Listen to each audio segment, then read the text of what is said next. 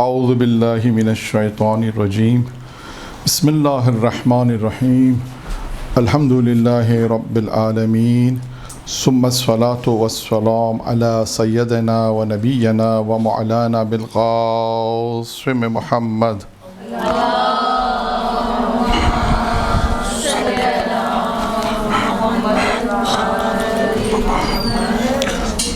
وآل بیتہ الطیبین الطاہرین المعصومین المنتخبین المیامین اما بعد قال سبحانہ وتعالی فی کتابہ الکریم بسم اللہ الرحمن الرحیم انا علینا للہدی۔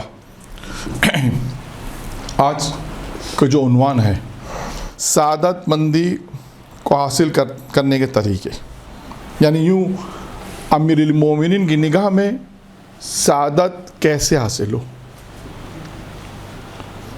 کیونکہ جتنی بھی روایت ہیں، ویسے تو بہت ساری ہوں گے، ہم نے چند روایت کا انتخاب کیا ہے، وہ امیر المومنین کی ہے، تو اس کو آپ یوں عنوان دیں کہ امیر المومنین کی نگاہ میں سعادت کیسے حاصل ہو، سعادت مند کیسے بنے امیر المومنین کی نگاہ میں۔ نمبر ایک، پہلی چیز کیا بتائی امیر المومنین نے کہ اگر انسان سعادت کو حاصل کرنا چاہتا ہے تو پہلی چیز کیا ہے، جان لو، فرماتے ہیں جان لو کہ تم علم کے ساتھ ہی سعادت حاصل کر سکتے ہو۔ تو پہلی چیز کیا بنی؟ علم ہے۔ اب یہ علم انسانی زندگی میں کتنا اہم ہے، یعنی دیکھیں انسانی زندگی میں یہ علم کتنا اہم ہے۔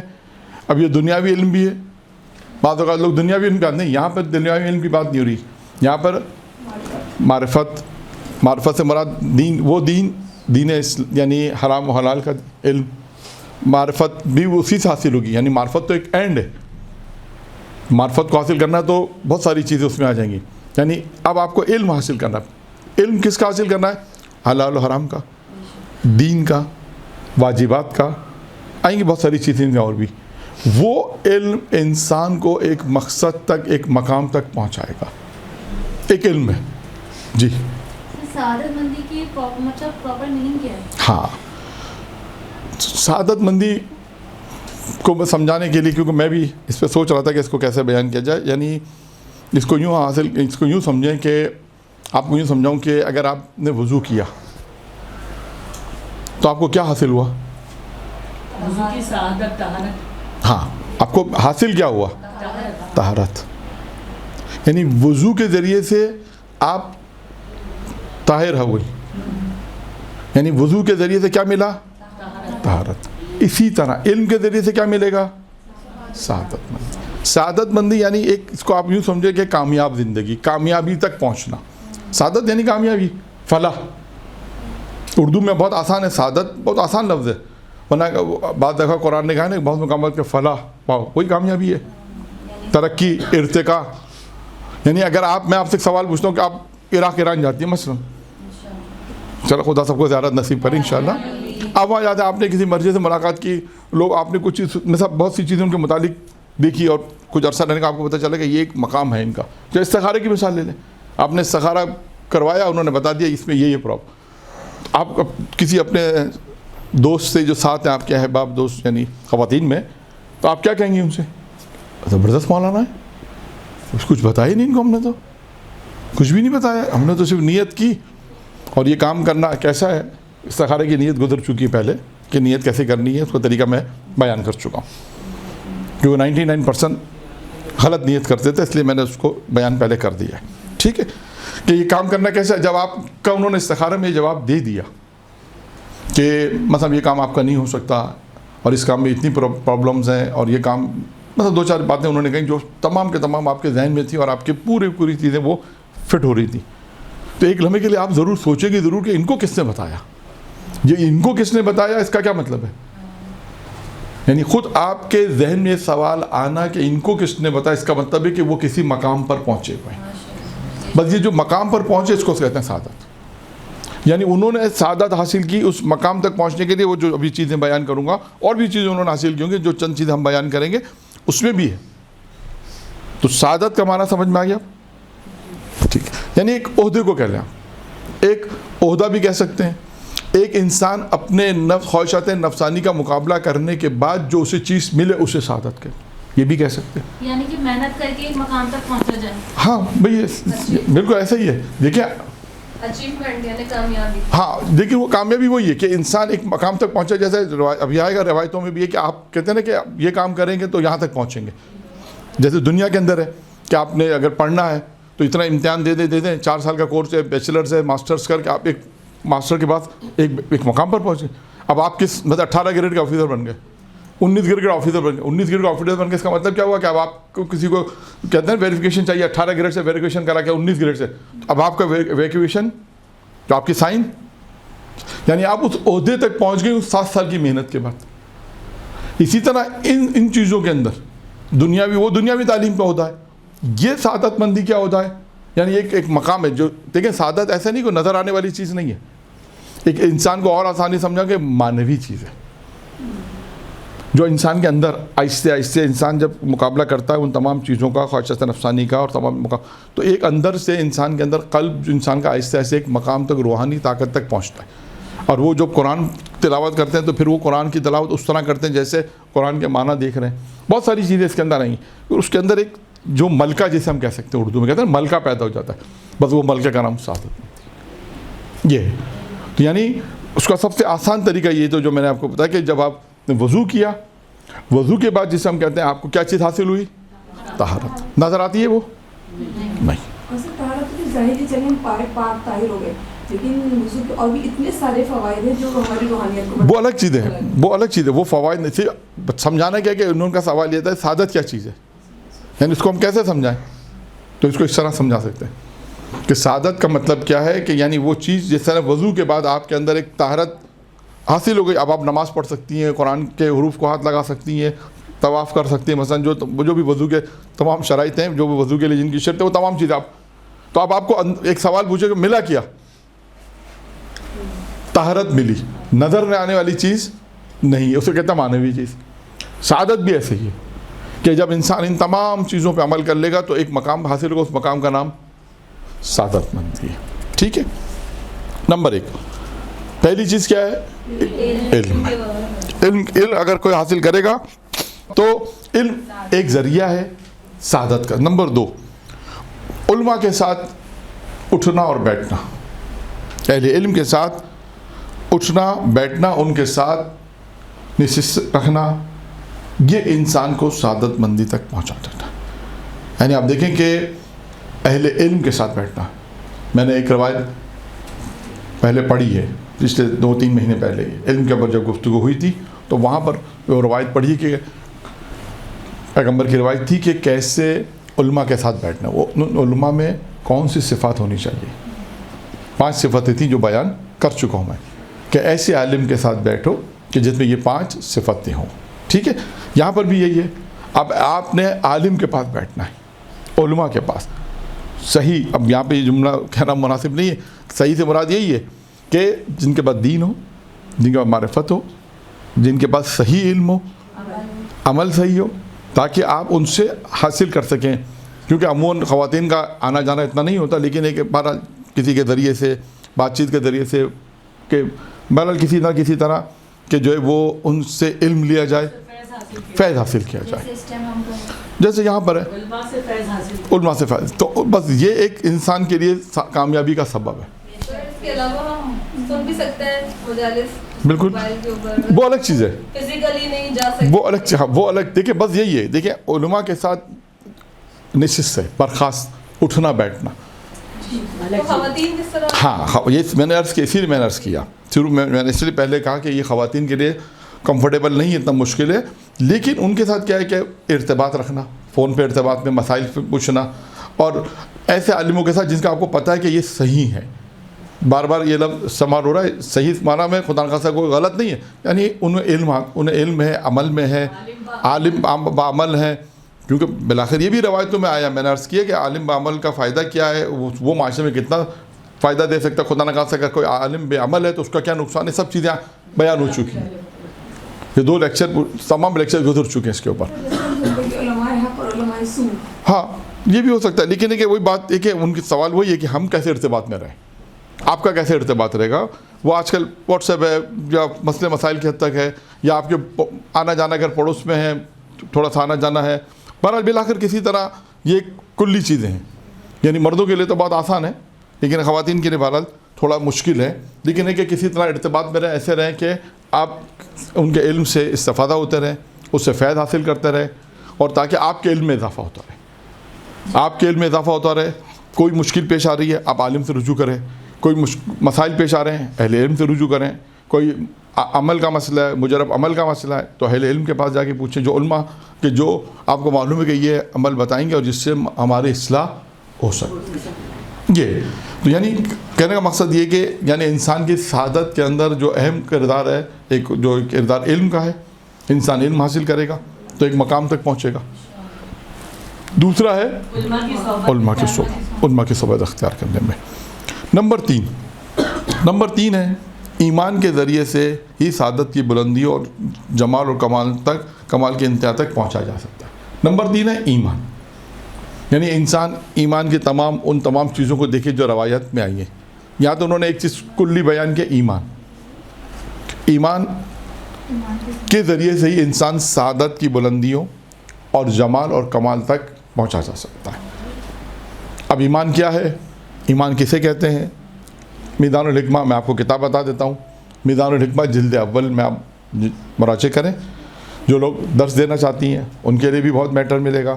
جو مجالس پڑھنا چاہتی ہیں ان کے لیے بھی اس کتاب میدان الحکمہ جلد اول میں ایمان کی بحث نکال لیں.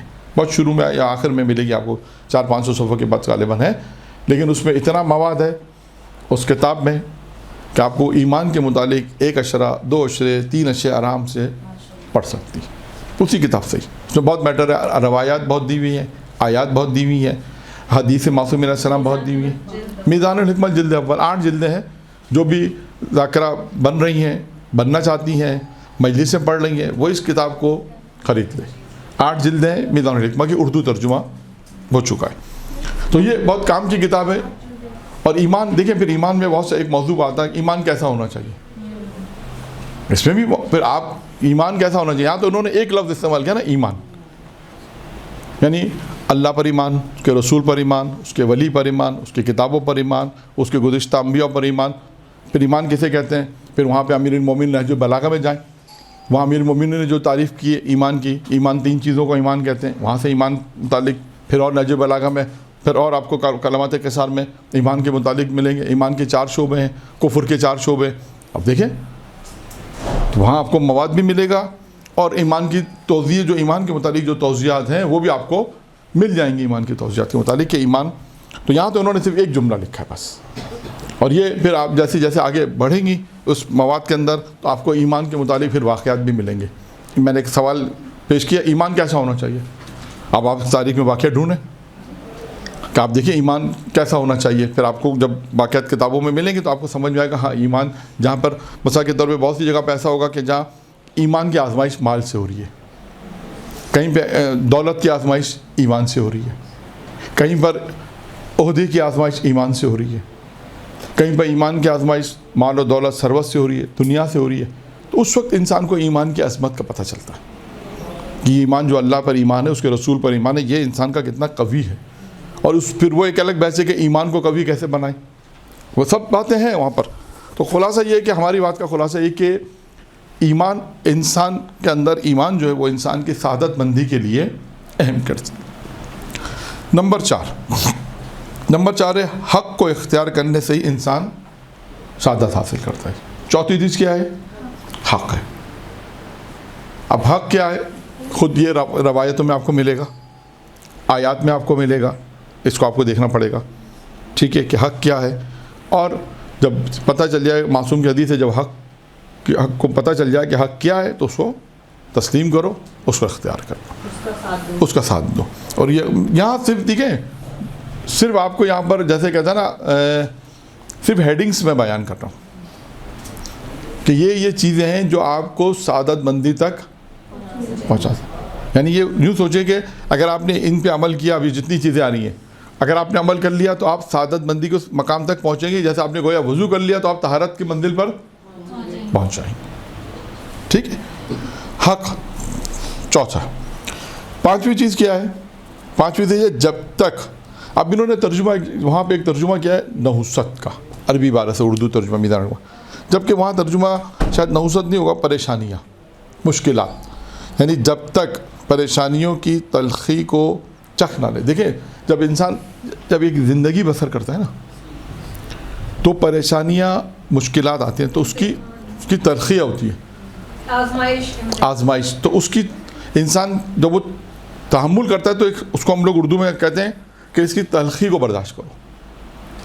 اب کیا انہوں نے ترجمہ کیا ہے؟ جب تک نحوست یعنی پریشانیاں مشکلات کی تلخیوں کو نہیں چکھ سکو گے، یعنی وہ آزمائش میں جب تک نہیں جاؤ گے، جب تک آزمائش کا مزہ نہیں چکھو گے، سعادت کی شیرینی اس وقت تک اس کی قدرت کو نہیں جان سکو گے. یعنی آپ کو اس کی مثال دے دوں، یہاں پر جناب زہرا سلام اللہ علیہ کا ایک جملہ بھی بیان کروں.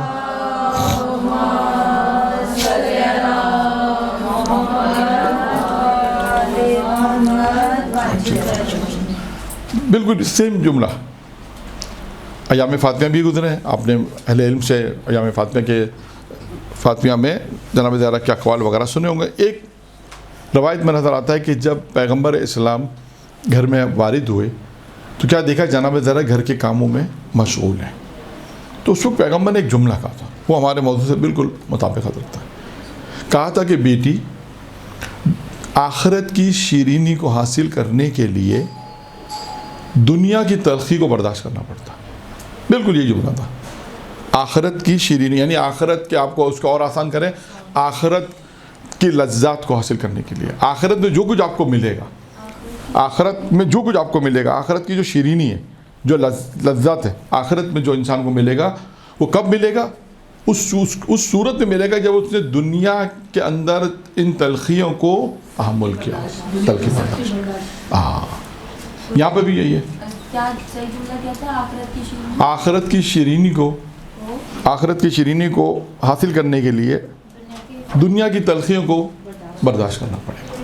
تو اس وقت جناب زہرا نے ایک جملہ بھی کہا، پیغمبر اسلام سے ایک جملہ کہا. پیغمبر اسلام سے کہا کہ بابا، میں خدا کی حمد و ثنا کرتی ہوں اور پروردگار عالم کا شکر ادا کرتی ہوں. تو ایک جواب بھی انہوں نے پیغمبر اسلام کی خدمت میں پیش کیا. تو یہاں پر بھی وہی چیز ہے کہ اگر انسان کو سعادت حاصل کرنی ہے، دنیا کی بات ہو رہی ہے، کیونکہ آپ دیکھیں بات دنیا کی ہو رہی ہے، تو دنیا میں اگر انسان کو سعادت حاصل کرنی ہے، ایک مقام تک پہنچنا ہے، ایک رتبے تک پہنچنا ہے، تو دنیا کی جو تلخیاں ہیں، آزمائش ہیں، پریشانیاں ہیں، مشکلات ہیں، ان سب کا مزہ چکھنا پڑے گا. جیسا اور آسان الفاظ میں، یہ اردو کی طرح اردو والا مزہ نہیں ہے جو کھانے سے آئے گا. اس کا مطلب جب آپ پریکٹیکل لائف میں ایک تکلیف انسان کو ہوئی، وہ جو تکلیف ہو رہی ہے تو خدا نہ خاصا کوئی آزمائش ہو گئی، وہ آزمائش پہ جو آپ تحمل کریے وہ مزہ، وہ تلخی ہے دنیا کی. اور اس تلخی کے بدلے میں کیا ملے گا؟ آخرت کی شیرینی. تو یہاں پر بھی، اور یہاں کیا ملے گا؟ سعادت مندی ملے گی. تو معصوم فرماتے ہیں، میری مومن کی روایت ہے کہ دنیا کی تلخی کو، دنیا کے اندر جو پریشانیاں ہیں، اس کو تحمل کرنا پڑے گا. تو اس کے بعد سعادت کی قدرت انسان کو دیکھیے، دنیا کے اندر بھی آپ دیکھیں، دنیاوی معاملات میں بھی ہوتا ہے کہ جب انسان میٹرک انٹر کے بعد یا ہائی ایجوکیشن کے بعد جب وہ حاصل کرتا ہے تو جو راستے میں تکلیفیں آتی ہیں نا، کبھی ایجوکیشن کے پیسے نہیں ہیں، جیسے باہر لوگ کرتے ہیں، یہاں پہ بھی کرتے ہیں کہ بھائی اپنی پڑھائی کے لیے جاب بھی کر رہے ہیں، پڑھ بھی رہے ہیں. تو اب یہ جو جاب بھی کر رہے ہیں، مطلب صبح جاب کرتے ہیں، شام کو یونیورسٹی جاتے ہیں، تکلیف ہے نا، تکلیف ہے. لیکن جب یہ یونیورسٹی پڑھ لیتے ہیں اور پڑھنے کے بعد جب یہ ہائی ایجوکیشن پڑھنے کے بعد مطلب ماسٹرس کر لیا، اب جب ان کو اچھی جاب لگ گئی، مطلب لاکھ روپے کی، 2 لاکھ روپے کی آفر آ گئی، 3 لاکھ روپے کی آفر آ گئی، یہ جو اب جو زندگی میں جو راحت آ رہی ہے، وہ کیا کہے گا کہ شیرینی جو حاصل ہو رہی ہے کہ بھائی اب کمپنی نے مثلا گاڑی بھی دے دی، اچھی آفر بھی دے دی، گاڑی بھی دے دی، کہ اچھا گھر بھی اچھا لے لو، لون دے دیتے تمہیں، اب تم ماما پہ کام کرو. تو یہ وہ کیا کہے گا کہ بھائی میں نے 5 سال 7 سال جو محنت کی ہے نا دنیا کے اندر، جو تلخیاں برداشت کی ہیں، میرے پاس بائک موٹر سائیکل لی تھی، میں بس میں لٹک کے جاتا تھا، میرے پاس کچھ تھا ہی نہیں. مجھے اسکول سے میں کسی سے بائک لیتا تھا اپنے دوستوں سے، بھائی دے دو مجھے یونیورسٹی پڑھنے جانا ہے، یا میں کسی کہتا تھا بھائی مجھے جاب دے دو، میں بڑی مشکلوں سے فیس جمع کرتا تھا. میں کبھی کہیں کام کر رہا ہوں، کبھی کہیں کام کر رہا ہوں، کر کے میں نے فیس یونیورسٹی کی جمع کرائی اور میں نے ماسٹرس کر لیا. اب ایسے بہت سے دنیا میں لوگ آپ کو ملیں گے، اور جو آج دیکھیں جو ویل سیٹ ہے، ان سے اگر آپ انٹرویو لیں گے تو آپ کو یہی بتائیں گے، اکثریت یہی بتائے گی کہ ہم نے ماضی کے اندر بہت محنت کی، ہمارے پیرنٹس نے محنت کی، ہمارے گھر والوں نے تکلیفیں اٹھائیں، اور جب جا کر ہم اس آج اچھی جاب اگر کر رہے ہیں, اچھا بزنس والے بزنس مین سے پوچھیں گے, وہ اپنی اس کے بعد ایک الگ اسٹوری ہوگی, لیکن ہوگی یہی کہ ہم نے تکلیفوں میں رہ کے 10 سال تک اپنے بزنس کو آپ آج مطلب اتنا انٹرنیشنل لیول پہ لے کر گئے, لیکن آج سے 10 سال پہلے ہمارے پاس کچھ بھی نہیں تھا. اسی طرح اسٹوڈنٹس بھی یہی ہیں. تو مسئلہ کیا ہے کہ اسی طرح دنیا کے اندر یہ دنیا کی کامیابی ہے, یہ آخرت کی, اور یہ دنیا میں سعادت حاصل کرنی ہے, ایک مقام کا انسان پہنچنا ہے. تو دنیا میں پھر پریشانی آ رہی ہے, مال کی پریشانی ہے, کوئی بھی پریشانی, تکلیف ہو رہی ہے, خدا کی طرف سے آزمائش ہو رہی ہے. وہ آزمائش ہو سکتا ہے کہ علم حاصل کرنے میں تکلیف ہو رہی ہے, اولاد کی وجہ سے, جس مختلف انسان کی زندگی میں پریشانیاں ہیں. تو انسان اگر اس کو تحمل کرے گا تب جا کر جب وہ مقام پر پہنچ جائے گا نا. اگر آپ ابھی بھی بہت سے عارف سے پوچھیں کہ یہ سعادت مثلا آپ استخارہ بہت اچھا کیوں کرتے ہیں, یا مثال کے طور پہ آپ لوگوں کو جو گائیڈ کر رہے ہیں بہت بہترین گائیڈ کرتے ہیں, یا لوگ آپ کے پاس بہت زیادہ آتے ہیں, تو وہ آپ کو بتائے گا کہ میں نے 10 سال یہ عمل کیا ہے, 15 سال میں نے یہ عمل کیا ہے, 20 سال میں نے مطلب یہ عمل کیا.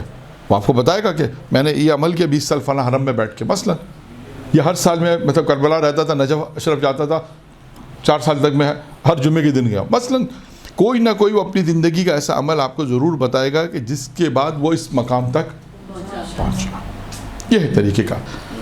ٹھیک ہے, یہاں تک ریاضت یا مراقبہ بھی کہتے ہیں. ریاضت بھی ہے, ریاضت دوسری چیز ہوتی ہے, ریاضت مراقبہ بھی الگ چیز ہے. ریاضت جو ہے وہ ریاضت کے زمرے میں آ سکتا ہے. ریاضت وہی ہے کہ اس نے پہلے کچھ کام کیا ہے, اب جا کے اس کو وہ چیز مل گئی. جیسے مثال کے طور پہ اس نے کہیں کتاب میں پڑھا, فرض کرتے ہیں کہ بھائی 10 سال تک آپ امام علی علیہ السلام کے حرم میں جمعے کے دن آئے اور 3 گھنٹے بیٹھ کے یہ ورد پڑھے. مثلاً کوئی ورد پڑھے, اس نے 10 سال لکھا, اس نے کہا معصوم کی روایت ہے, یا کسی عارف نے کہا کہ ایک کام کرو کہ تم امیر ان کے حرم میں جاؤ یا امام رضا کے حرم میں جاؤ اور یہ عمل پڑھتے رہو. اس نے عمل پڑھا 10 سال تک, 5 سال تک, تو اس کے اندر قدرتی طور پہ خود بخود جو ہے وہ پھر اور بھی ساری چیزیں ہوں گی. ہر اپنے آپ کو گناہوں سے بچانا ہوگا, اپنے آپ کو یہ بھی کرنا ہوگا, بہت ساری چیزیں ہوں گی جس کی وجہ سے پھر اس کے اندر وہ انقلاب آئے گا. انقلاب اپنے اندر چینج آئے گا, روح پاک ہوگی. جسے کہتے ہیں روح کا پاک ہونا ضروری ہے, روح کا پاک ہونا ضروری ہے, انسان کی نگاہیں کا پاک ہونا ضروری ہے, قلب کی طہارت ہونا ضروری ہے. انسان بہت ساری چیزیں اس میں انوالو ہوتی ہیں. جب انسان ایک مرتبہ تک پہنچتا ہے تو اس کے اندر بہت ساری چیزیں ہوتی ہیں. نمبر کون سا نمبر ہے؟ نمبر 6 کیا ہے؟ جو خود اپنا محاسبہ کرتا ہے سعادت پا لیتا ہے. محاسبہ کیا ہے جی؟ غلطیوں کو دیکھنا, اور وہی, اور اگر کوئی آپ کو یہ سوچیں کہ آپ نے دن بھر میں کیا کیا کیا اور کون سی غلطیاں کی ہیں اور کون سا اچھا کیا, غلطیوں کو رد کرنے کی کوشش کریں. جی نفس پہ قابو پانا نہیں, وہ الگ محاسبہ یہی ہے کہ جو ہم نے کیا آج پورے دن میں کیا غلطیاں کیا مل گیا.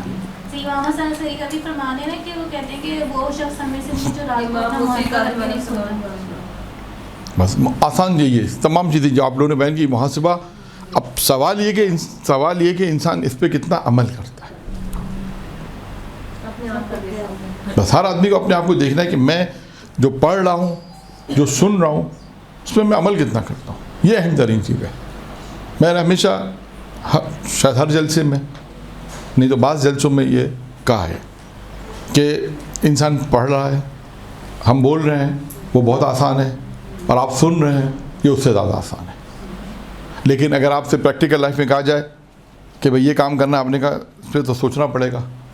پہلے تو ہم دیکھیں گے کون سے اسلام نے کہا ہے, کیونکہ ہمارے پاس 2 اسلام ہے نا. ایک توریت کتاب کا نام ہے, ایک توریت میں آیا ہے, اور ایک عورت میں آیا ہے. ایک توریت ہے جو معروف کتاب ہے, توریت میں آیا. ایک عورت نہیں, غیر معروف نہیں, عورت میں ہاں غیر معروف نہیں, یہ کتاب نہیں, مذاق میں کہہ رہا ہوں, یہ مذاق کی جملہ ہے جو کہتے ہیں کہ عورت میں آیا. عورت سے مراد ہے عورتوں کا اسلام. اب اس کو صحیح طرح میں پیش کروں کہ عورتوں کا اسلام جو ہمارے یہاں ہوتا ہے نا کہ منگل کو سوئم نہیں ہو سکتا, فلاں دن سوئم نہیں ہو سکتا, فلاں دن چیلم نہیں ہو سکتا, یہ سب چیزیں, یہ فلاں دن. دیکھیں سفر کی بات الگ ہے, اس میں بعض روایتوں میں آیا. سفر کا تو روایتوں میں ہے, بعض مطلب بد ہے, مطلب کوئی کر رہا ہے تو صدقہ دے کے کرے, وہ چیزیں الگ ہیں. جو روایتوں میں آئی ہیں وہ بحث جدا ہے, لیکن جو خاندان سے چلتا ہوا آ رہا ہے وہ جدا ہے. اب میں اس کی بات کر رہا ہوں کہ جو خاندان سے چلتا ہوا آ رہا ہے کہ فلاں دن سویم نہیں ہو سکتا، اچھا ہوگا تو مغرب سے پہلے ہوگا، یہ کون سا فلسفہ ہے؟ مجھے آج تک یہ فلسفہ ہی نہیں سمجھ میں آیا۔ اچھا مغرب سے پہلے ہونا ضروری، اذان ٹھیک ہے، اذان ہو رہی ہے اور اس کے بعد جو ہے وہ فاتحہ بھی دلوائیں، اچھی بات ہے، فاتحہ بھی اچھی بات ہے، مجلس بھی اچھی بات ہے، تمام چیزیں اچھی ہیں، لیکن اگر بہت سے ایسے مقامات ہیں کہ جہاں پر اگر آپ دیکھیں کہ عین اذان ہو رہی ہوتی ہے اور لوگ فاتحہ کے لیے نکل رہے ہوتے ہیں، کون سا اسلام ہے؟ اور وہ اگر نہیں کہیں تو نہیں گھر کی خواتین نے جھگڑا کرنا ہے، گھر کی خواتین بولا نہیں بس مغرب سے پہلے فاتحہ پہنچ جانی چاہیے، مغرب کے بعد کیا ہوگا؟ فرشتے بھاگ جائیں گے سارے، مردہ بھاگ جائے گا وہاں سے، کیا ہوگا؟ قبول نہیں کرے گا، وہ کہے گا نہیں مغرب سے پہلے نہیں۔ یہ سب چیزیں کوشش کریں، کیونکہ دیکھیں آپ لوگ سے نظام بہت سے چلتے ہیں، جب بھی میں بتا دوں، ہاں آپ کہہ دیں مردوں سے مغرب کے بعد مجلس ہوگی، ختم ہو گیا، مغرب سے پہلے کہہ رہے ہیں، ٹائمنگ دیکھیں کون سے ہو رہے ہیں، آپ کے مغرب کے بعد ہوگی۔ ایک مجلس ایک جگہ میں نے اتفاق سے یہ وہاں انہوں نے اعلان کیا، مجلس ہوئی، انہوں نے اعلان کیا کہ اب فاتحہ کے لیے نماز جماعت ہو رہی ہے مسجد میں، نماز جماعت کے بعد پھر فاتحہ پہ جس کو آنا ہے وہ فاتحہ پہ گھر پر آ جائے، ختم۔ یہ طریقہ کار ہے، یہ طریقہ نہیں کہ عین اذان کے وقت ہم دیکھ رہے ہوتے خواتین تو خیر نماز نہیں پڑھتی وہاں پر، لیکن کیا خواتین جا رہی ہوتی گھر کی طرف اور اپنے ساتھ مردوں کو بھی لے کے جا رہی ہوتی۔ تو یہ سب چیزیں نظام جب صحیح ہوگا جب اسلام پہ عمل ہوگا۔ یہ بہت سی جگہ پہ 90% 95% آپ لوگ کا کردار ہے، جب آپ لوگ عورتوں کے سپورٹ میں کچھ بولنا پڑے گا مجھے، جی عورتوں کے سپورٹ میں کچھ بولنا پڑے گا۔ نہیں، یہ مطلب سمجھا نہیں، عورتوں کی سپورٹ میں کیا بولنا پڑے گا یعنی؟ سر اس میں مردوں کا ہی قصور ہے، اگر جو عورتیں بولتی ہیں تو وہ کہیں کہ یہ ایسے ہوگا، بہت سی جگہوں پہ دیکھیں، میں نے نہیں کہا 100% اس لیے نہیں کہا، بہت سی جگہوں پہ آپ دیکھیے گا جہاں پہ ہمارا تجربہ کار رہا ہے یا جو بھی بہت سی جگہوں پہ رہا ہے، وہاں پر کوئی ایسا کوئی جھگڑا والا مسئلہ بھی نہیں ہے۔ اچھا اگر خواتین کہتے ہیں ان کو یہ کہتے ہیں کہ بھائی اگر فرض کریں آپ کو فرض کریں مرد حضرات کہتے ہیں مغرب سے پہلے کا کرو، کوئی مسئلہ نہیں ہے، لیکن آپ مجلس کو مغرب سے پہلے اس ٹائم پہ ختم کر دیں، نماز سے نہ ٹکرائے۔ سر کچھ وہ بھی تو کہتے ہیں کہ مردے کو ویٹ نہیں کروانا چاہیے، وہ الگ مسئلہ، وہ اس کے لیے، وہ دفن کے لیے، وہ اگر شب جمعہ میں جو فاتحہ غیرت میں ہو رہی ہوتی ہے تو اس میں کہتے ہیں کہ روح کو جو روح گھروں میں آتی ہے، وہ شب جمعہ ہے نا، شب جمعہ تو رات میں آتی ہے، مغرب ہماری گفتگو مغرب سے پہلے کی ہے، عام دنوں کی گفتگو ہے کہ جو منگل کی مجلس ہو رہی ہے، بدھ کی مجلس ہو رہی ہے، میں ان کی بات کر رہا ہوں۔ شب جمعہ تو آتی ہیں، روحیں آتی ہیں، وہ الگ گفتگو ہے، لیکن خیر بات کہیں سے اور نہ نکل جائے، کیونکہ کہنے کا صرف مقصد یہ ہے کہ بہت ساری چیزیں ایسی ہیں جو آپ لوگ اختیار میں ہیں، تو آپ اپنے اختیار کو جہاں بہت سے اختیارات استعمال کرتی ہیں وہاں پہ یہاں بھی استعمال کریں، تاکہ بہت سے نظام صحیح ہو جائیں۔ سسٹم کو صحیح کرنا پڑے گا، اور سسٹم جب صحیح ہوگا جب ایک دفعہ اسٹیپ لینا ہوگا، اٹھایا جائے گا۔ شادی بیاہ کے اندر بھی سسٹم سب کے صحیح کرنے سے ہوگا، کوئی بھی ایک چاہے یا مرد چاہے یا عورت چاہے نہیں ہوگا، سسٹم جو غلط ہے وہ اپنے کو صحیح کر لے تو صحیح ہوگا، دیکھیں چاہے عورت ہو یا مرد ہو۔ جہاں اگر دیکھیں ڈیپینڈ کرتا ہے، میں وہی عرض کیا، اگر جہاں دونوں مل کے بیٹھ کے مسئلہ حل کر لے تو مسئلہ ہی نہیں ہے، مسئلہ ہی نہیں ہے، وہ کہ ٹھیک ہے آپ کی بات بھی ہے کہ بھائی سسٹم ہے کہ وہاں پہ اگر اچھی بات نہیں کہ اذان کے وقت لوگ باہر جائیں تو ہم مغرب کی بات کر لیتے ہیں۔ آپ دیکھیں شاہ خراسان میں ساری مجلسیں مغرب کے بعد ہوتی ہیں، رمضان میں سے مغرب سے پہلے ہوتی ہیں شاہ خراسان، ورنہ آپ جگہ جامع امامیہ ناظم آباد میں جائیں، اصالہ صاحب کی مجلس کب ہوتی ہے؟ مغرب کی بات ہوتی ہے۔ کتنی مساجد ہیں جہاں سوئم چیلوں کی مجلس مغرب کے بعد ہوتی ہیں، تو اس میں وہ مسئلہ ہی نہیں آتا، وہ پریشانی نہیں آتی۔ تو کہنے کا مقصد یہ ہے کہ بہت سی جگہیں ایسی، میں صرف ایک دو جا کے نام لے رہا ہوں، ورنہ کہنے کا اصل ہدف ہماری جو گفتگو کا ہے وہ یہ ہے کہ ہم اپنی جب تک اپنے گھروں کے سسٹم کو صحیح نہیں کریں گے، اگر جہاں پہ عورت کی بات مانی جاتی ہے، عورت کہ میری بات مانی جاتی ہے، ٹھیک ہے ماں، وہ کہ بھائی شوہر ہے تو شوہر کو سمجھائے کہ بھائی کچھ چیزیں غلط ہیں، شریعت کو دیکھو، اسلام کو دیکھنا ہے، اس کے مطابق ہم نے اتنا پڑھا، آپ نے 4 سال پڑھنے کے بعد اگر عمل نہیں کیا معاشرے میں جا کے تو ٹھیک ہے آپ نے اپنے لیے کیا، لیکن آپ اپنے بچوں کی تربیت نہیں کر پائیں، آپ اپنے گھر میں اسلام نہیں کر پائیں، مثال ہے، تو بہت کیا ہوگا، آپ کو فائدہ ہو گیا، لیکن آپ لوگ کیا کہیں گے، انہوں نے خود تو بڑا اپنے بچوں پر وہ نظام نہیں چلا سکی، اپنے شوہر پہ نہیں کر سکی، اپنے گھر وہی کہ وہی ہے، 5 سال پہلے بھی وہی تھا، 5 سال بعد بھی وہی ہے، تو کیا فائدہ ہوا اتنی آپ کی زحمت کرنے کے فائدہ؟ تو آپ کی اپنی زحمت، پڑھنا، بچوں کی تربیت ہے، اور آگے جا کے دوسرے بہت سے مسائل ہیں جہاں پر انسان آپ اپنا حصہ کم از کم کہتے ہیں نا، ہر آدمی کا اپنا ایک حصہ ہے، روز قیامت میں اگر اللہ آپ سے پوچھے تو آپ یہ کہہ سکتی کہ میں پروردگار ہم نے تو کہا تھا، ان لوگوں نے ہماری بات نہیں مانی، اگر غلط کام ہوا ہے تو ان سے ہوا، ہم نے تو اپنے کہا تھا کہ یہ کام مت کرو، امر معروف کے لیے ہم نے اپنا حصہ ڈال دیا، اب ان حضرات نے ہماری بات نہیں مانی، اب یہ لوگ اس کے ذمہ دار ہیں۔ آپ کی اپنی ذمہ داری ہے کہ شرعی لحاظ جیسے کہتے ہیں، حجاب کے شادی بیاہ کے اندر کس کی ذمہ داری ہے؟ نامحرم نہ آئے کس کی ذمہ داری ہے؟ ویٹرز نہ آئے کس کی ذمہ داری ہے؟ پھر آپ ان کو بولیں جینٹس کو کہ سسٹم صحیح نہیں ہے، آپ سب حجاب میں جا رہی ہیں، وہاں پر سب حجاب میں جانے کا مطلب کیا ہے کہ سب وہاں پہ اگر کب فری ہو کے بیٹھ سکتی ہیں؟ جب کوئی نامحرم نہیں ہوگا۔ اب جب مائک والا بھی گھوم رہا ہے، وہ دولہا صاحب بھی گھوم رہے ہیں، وہ ویٹرز بھی گھوم رہے ہیں، وہ ہر آدمی اپنی گھوم رہا ہے، تو وہ جو مذہبی خواتین ہیں جو حجاب کر آئی وہ کیسے بیٹھیں گی؟ وہ بیٹھ ہی نہیں سکتی ہیں۔ وہ اس صورت میں بیٹھیں گی جب کوئی نامحرم نہیں ہو، اور وہ کب ہوگا؟ جب عورتیں چاہیں۔ وہ وہی سسٹم بولیں کہ بھائی یہاں یہ لیڈیز گیٹ اس طرح بنے گا کہ جیسے کوئی اندر آئے گا تو اس کی نگاہ لیڈیز گیٹ پہ نہیں پڑے، پھر اس کے بعد وہاں پہ کوئی سسٹم بنائے کوئی سسٹم، دو خواتین بٹھا کے رکھے، فون آج کل فون سسٹم ہے، اپنے شوہر کو بولا فون کر کے، ختم ہو گئی بات، کوئی مسئلہ ہی نہیں ہے۔ آج کل تو کوئی سسٹم ہی نہیں ہے، ہر آدمی تھوڑی اپنی بیوی کو ڈھونڈنے کے لیے وہ جا رہا ہے کہ میری بیوی کہاں پر ہے۔ ایسا یہ سسٹم بنانا پڑے گا، تب دین کا، تب یہ جو جتنی باتیں ہم پڑھ لیں تب فائدہ مند ہوگی، ورنہ سعادت کب حاصل ہوگی؟ جب حرام سے بچیں گے، عمل کیا جائے گا۔ ورنہ پڑھ رہے ہیں 15 سال سے، اگر ہم پڑھتے جائیں، آپ بھی پڑھتے جائیں، ہم بھی پڑھتے جائیں، اور معاشرہ وہیں کے وہی ہوگا، تو نہ ہم میں کوئی سعادت پیدا ہوگی، نہ کوئی صلاحیت پیدا ہوگی، نہ سننے والوں میں۔ وہ جب انسان ایک عمل کی طرف ایک اچھی کہتے ہیں نا رسم اگر آپ ڈال دیں تو آپ کے آنے کے بعد بچے بھی اسی پہ عمل کریں گے۔ اماں تو یہ کہا کرتی تھی، آج بھی مجلسیں ہوتی ہیں، بہت سے خاندان کے کتنے پروگرام ہوتے ہیں جو کہتے ہیں ہماری اماں کرتی تھی، آج ہم کریں گے۔ اور اماں کہتی تھی تمہاری دادی کرتی تھی، وہ کہ تمہاری ان کی دادی کرتی تھی، تو اچھی چیز ہے، چلنا چاہیے، لیکن جہاں غلط ہے وہاں روکنا چاہیے، اور وہ دونوں افراد کی ذمہ داری ہے، دونوں افراد کی ذمہ داری ہے۔ اس لیے اس بات کو میں نے کہا کہ آج اب جو مسائل آ رہے ہیں، اب یہ دیکھیں رجب شعبان ہے، شادیاں ہوں گی، اور بہت سی ایسی شادیاں ہوں گی جہاں پر بہت سی خواتین نہیں جاتی، جا کے کونے میں جا کے بیٹھ جاتی ہیں، مجبوراً جانا ہوتا ہے، کہتے ہیں ویٹرز بھی گھوم رہے ہیں، دولہے صاحب بھی گھوم رہے ہیں، تو آپ خواتین اعتراض کر رہے ہیں۔ اگر ان کے اپنی گھر کی شادی بولے دولہے میں آپ یہاں کیوں گھوم رہے، جاؤ باہر جاؤ، ہاں ملنا ہے تو اس کا بھی طریقہ کار ہے، جھگڑا نہیں کرنا، اس کا بھی طریقہ کار ہے۔ اگر ان کی فیملی کے ساتھ تصویری بنوانی ہے تو اس کا طریقہ ہے کہ آخر میں آئے، جب خواتین چلی جائیں، جب گھر کی خواتین ہوتی ہیں تو دولہے صاحب کو بلایا، دلہن کے ساتھ فیملی کی تصویر کھنچوا لی، کوئی حرج نہیں اس میں۔ اس کا ہر چیز کا اسلام نے ایک طریقہ دیا ہے، ایسا نہیں ہے کہ طریقہ نہیں ہے، ہر چیز کا ایک طریقہ ہے۔ دیکھیے اس پہ جب عمل ہوگا پریکٹیکلی فائدہ اسی صورت میں ہوگا کہ جب تک عمل ایک ایسی شادی ہوگی جیسے ہم کہیں گے شادی ہوئی نمونے کے طور، پھر دوسری جب شادی کریں گے وہ لوگ دیکھیے، آج بھی مجھے کئی لوگوں نے آج کل میں کہا کہ اب بھی ہوتا ہے کہ موضوع ہمارا ادھر تھوڑا سا ہٹ رہا ہے لیکن پریکٹیکلی موضوع ہے اور آپ لوگ کا موضوع ہے، اس میں آپ لوگوں نے اسٹیپ اٹھانا ہے تو ہی کام ہوگا، تو ہی مسائل ہوں گے۔ ورنہ آج کل کیا ہوتا ہے، ابھی کسی نے مجھ سے کہا کہ آغا صاحب کل کی بات ہے کہ جو لوگ باہر سے آ رہے ہیں نا وہ شادیوں میں حجاب زیادہ کروا رہے ہیں، وہ کہہ رہے ہیں حجاب لگاؤ، یعنی ٹینٹ بنواؤ، وہ بیچ میں پارٹیشن کرواؤ، یہ 20 گز ختم کراؤ، یہ کیا؟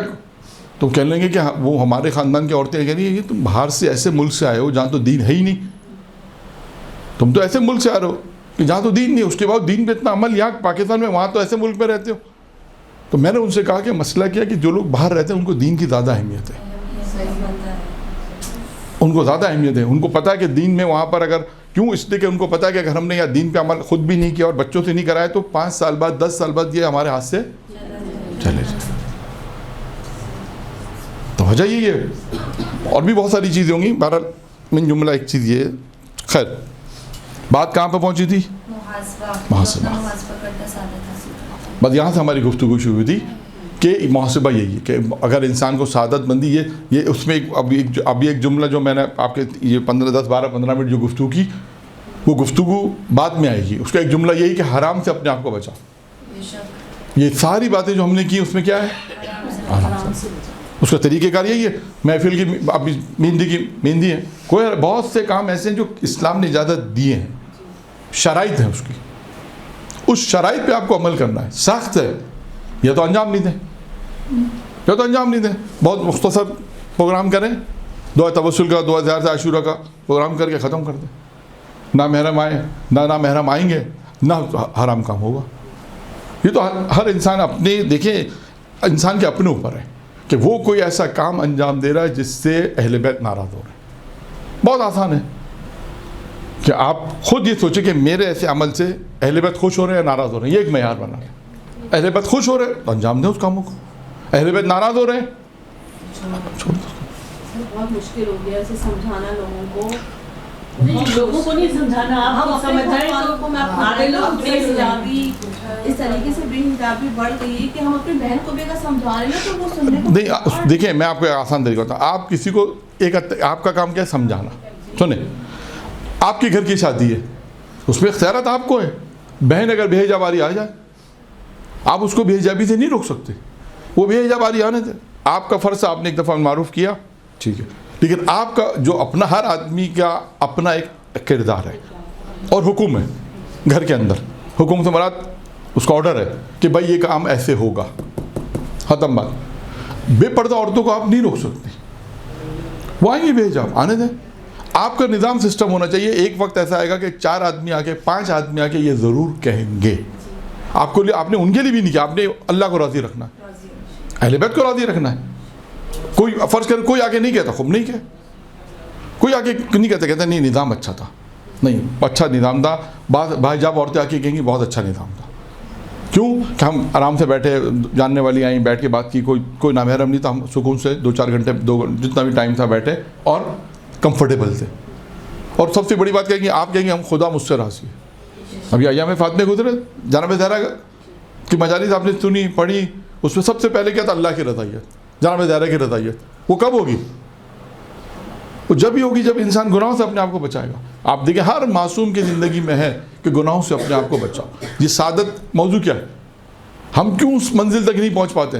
ہم وہ کام ہی نہیں کر پا رہے, اس پوائنٹس کو کلک نہیں کر پا رہے. ممکن ہے 9 پوائنٹ 10 پوائنٹ ہم 5 پہ پہنچیں بھی, ہو سکتا ہے 2 سال بعد ہم 7 تک پہنچ جائیں, ہو سکتا ہے 2 سال بعد ہم 10 تک پہنچ جائیں, ہو سکتا ہے کہ 60 سال 65 سال کی عمر میں ہو سکتا ہے کہ انسان ایک ایسے مقام پہ پہنچ جائے محنت کر کے آہستہ آہستہ, کیونکہ ٹف ہے زندگی. لیکن اسٹیپ لینا ہے, ایک دفعہ اسٹیپ انسان اگر لے گا تو اس کے لیے بھی بہتر ہے. اللہ کی رضائیت ہے, جناب زہرا کی رضائیت ہے, امام زمانہ کی رضائیت ہے. آپ دیکھیں حدیث قصہ ہم شروع کرتے ہیں, حدیث قصہ سے پروگرام برکت کے لیے کہ برکت اور رحمت نازل ہوں.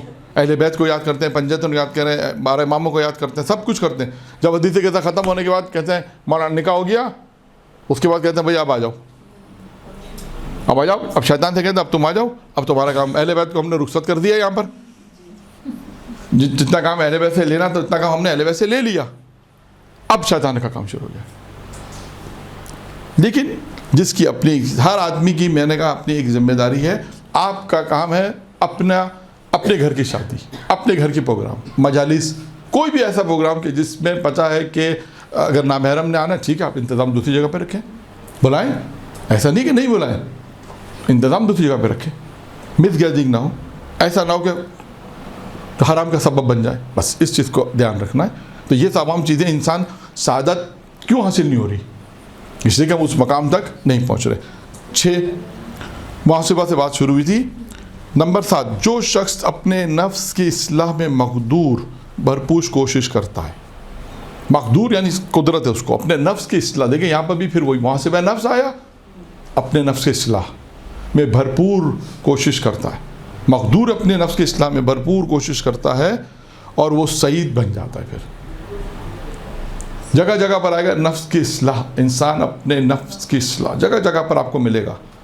اور یہ چیزیں ایسی ہیں کہ جو جنگ ہے آپس میں, یعنی انسان کے اپنے نفس سے جنگ ہے. جیسے آپ لوگوں نے کہا کہ بہت مشکل ہے, آپ کا کام بتانا ہے بس, کسی پہ عمل کروانا زبردستی نہیں ہے, جھگڑا نہیں کرنا, یہ یاد رکھیے گا, فساد نہیں کرنا, سعید بن جائے, سعید وہی سعادت بن.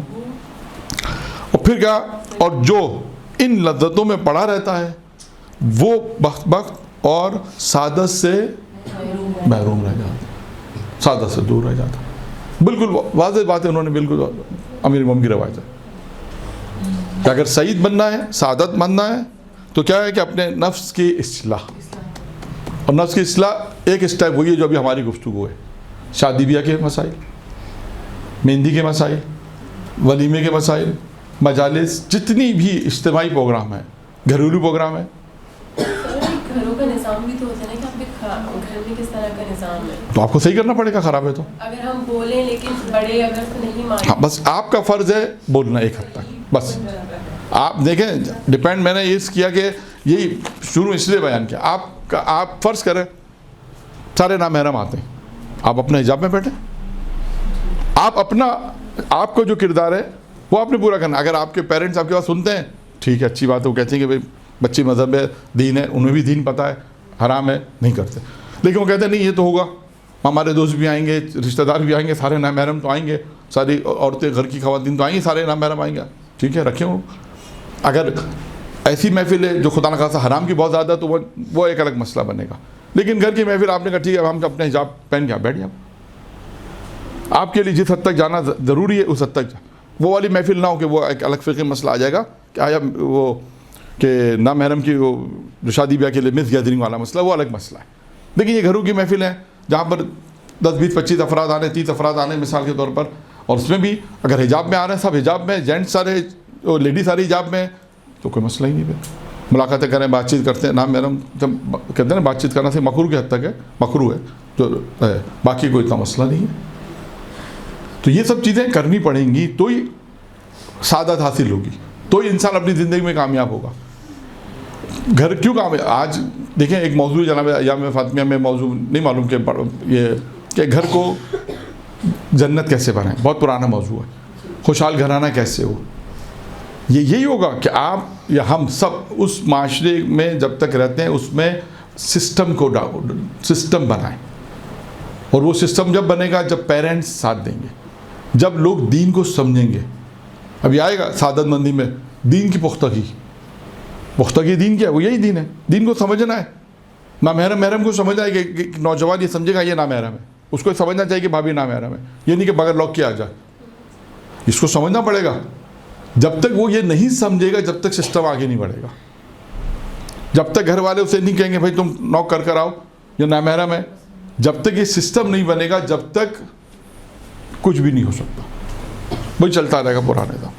سسٹم بنانا پڑے گا. ٹھیک ہے, یہ ساری باتیں پرانی ہو چکی ہیں, میں اس کو بیان نہیں کر رہا ہوں ورنہ کہ وہ سسٹم کیسے بنے گا اس پہ بھی گفتگو ہو چکی پہلے. اب آتے ہیں امیر المومنین کی ایک اور روایت کہ جس میں حضرت علی علیہ الصلوۃ والسلام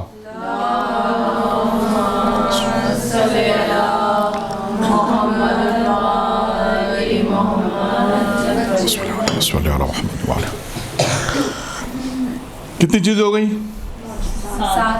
8واں. اب 8 چیزوں میں 3 چیزیں, یعنی 8 نمبر 8 میں 3 پوائنٹس ہیں.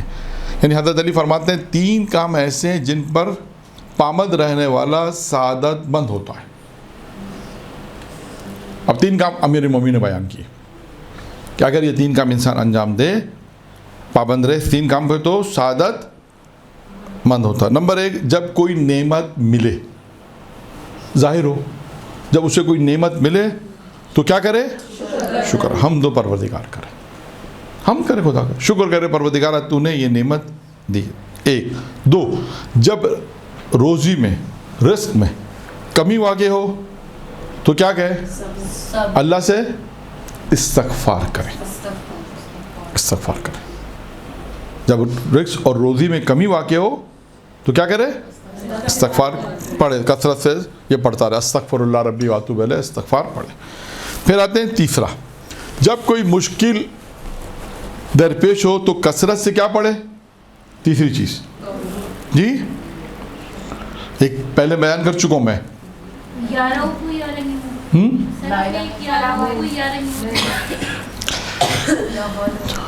ہاں کیا لا حول ولا قوت الا باللہ, اس کو کثرت سے پڑھے.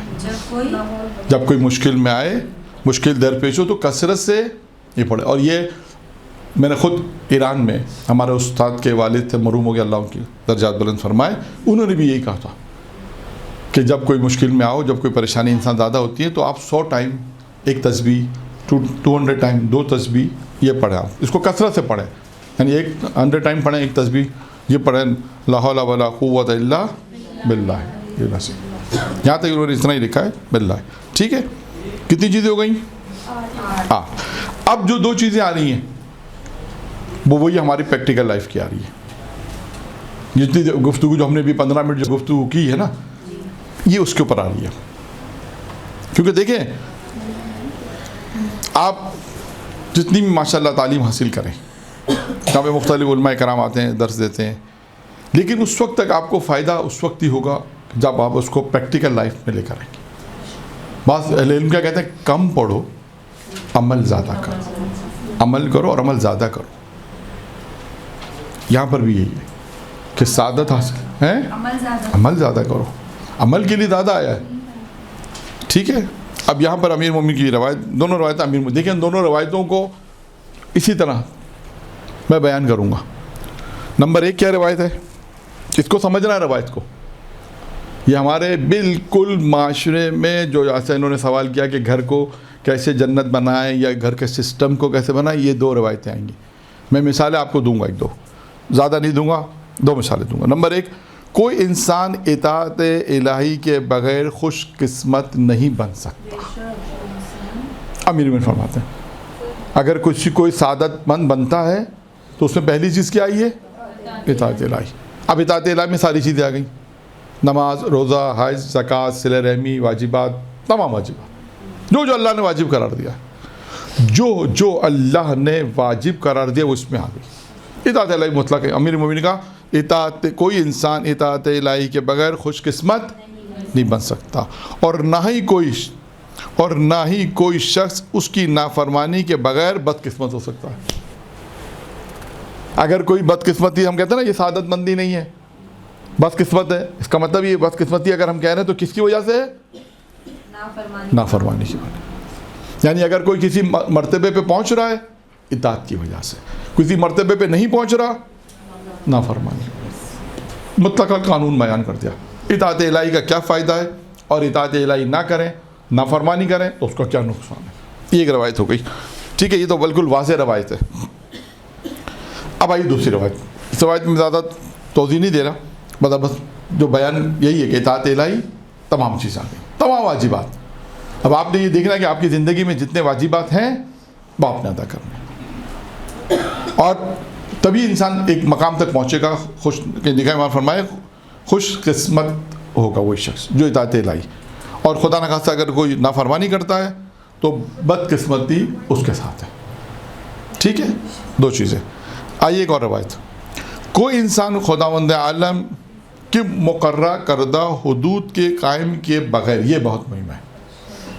कोई क्या फरमाते हैं, कोई इंसान खुदावंद आलम की मुकर्रा करदा, जो खुदा ने मुकर्रर कर दी है चीज़ें, मुकर्रा करदा हुदूद के हुदूद, इसको समझाऊंगा, हुदूद के कायम के बगैर सादतमंद नहीं हो सकता। हुदूद, अब देखें ना, यहाँ से समझना हर इंसान की अल्लाह ने एक हुदूद, उसको कहते हैं प्राइम, क्या कहेंगे, कोई इंसान देखिए मैं आपको और आसान समझा दूँ, इस तर्जुमा समझा दूँ, मफ़हूम समझा रहा हूँ। कोई इंसान भी, खुदावंद मुताल ने जो इंसान के लिए हुदूद को मुकर्रर किया है, लिमिटेशंस है, लिमिटेशन है ना, हुदूद सबकी है। जब तक ये हुदूद को अमल करेगा, हुदूद के कायम किए बगैर, यानी जो हुदूद उसकी है उसको कायम किए बगैर सादतमंद नहीं हो सकता। यानी एक आपकी एक हुदूद है कि आपको ये काम करना है, इस सिस्टम से आगे नहीं निकलना, एक हुदूद है आपकी। जैसे बच्चों की हुदूद है, माँ बाप की एक हुदूद है, एक है ना हद, जैसे हम कहते हैं उर्दू में कहते हैं बच्चों से का हद से ज़्यादा, यानी तुम्हारी एक हुदूद है, वही पैरामीटर कि इंसान की एक लिमिटेशन है। माँ बाप की एक है, बच्चों की एक है, उस्ताद की एक है, शागिर्द की एक है, दोस्तों की है, मोहब्बत करने वाले मोहल्ले सबकी एक है। घर के अंदर अगर, और मैं आपको मिसाल दे दूँ, एक और मिसाल दे दूँ मैं आपको समझाने के लिए, है सास और बहू की भी हुदूद है, ये भी ध्यान में रखिएगा। جس کی وجہ سے حدود کراس ہوتی ہیں تو مسائل ہوتے ہیں. یہ یاد رکھیے گا جو میں کہہ رہا ہوں. ہر شخص کو اپنی حدود کا پتہ ہونا چاہیے کہ میں اگر یہ کام کر رہی ہوں تو آیا اسلام نے مجھے اس کی اجازت دی یا نہیں دی. سوال پہلا ہے آیا میری لمیٹیشن ہے کہ مجھے بہت سی چیزیں ایسی ہیں اسلام نے نہیں کہا ٹوکنے کے لیے میں بلا وجہ سے ٹوک رہی.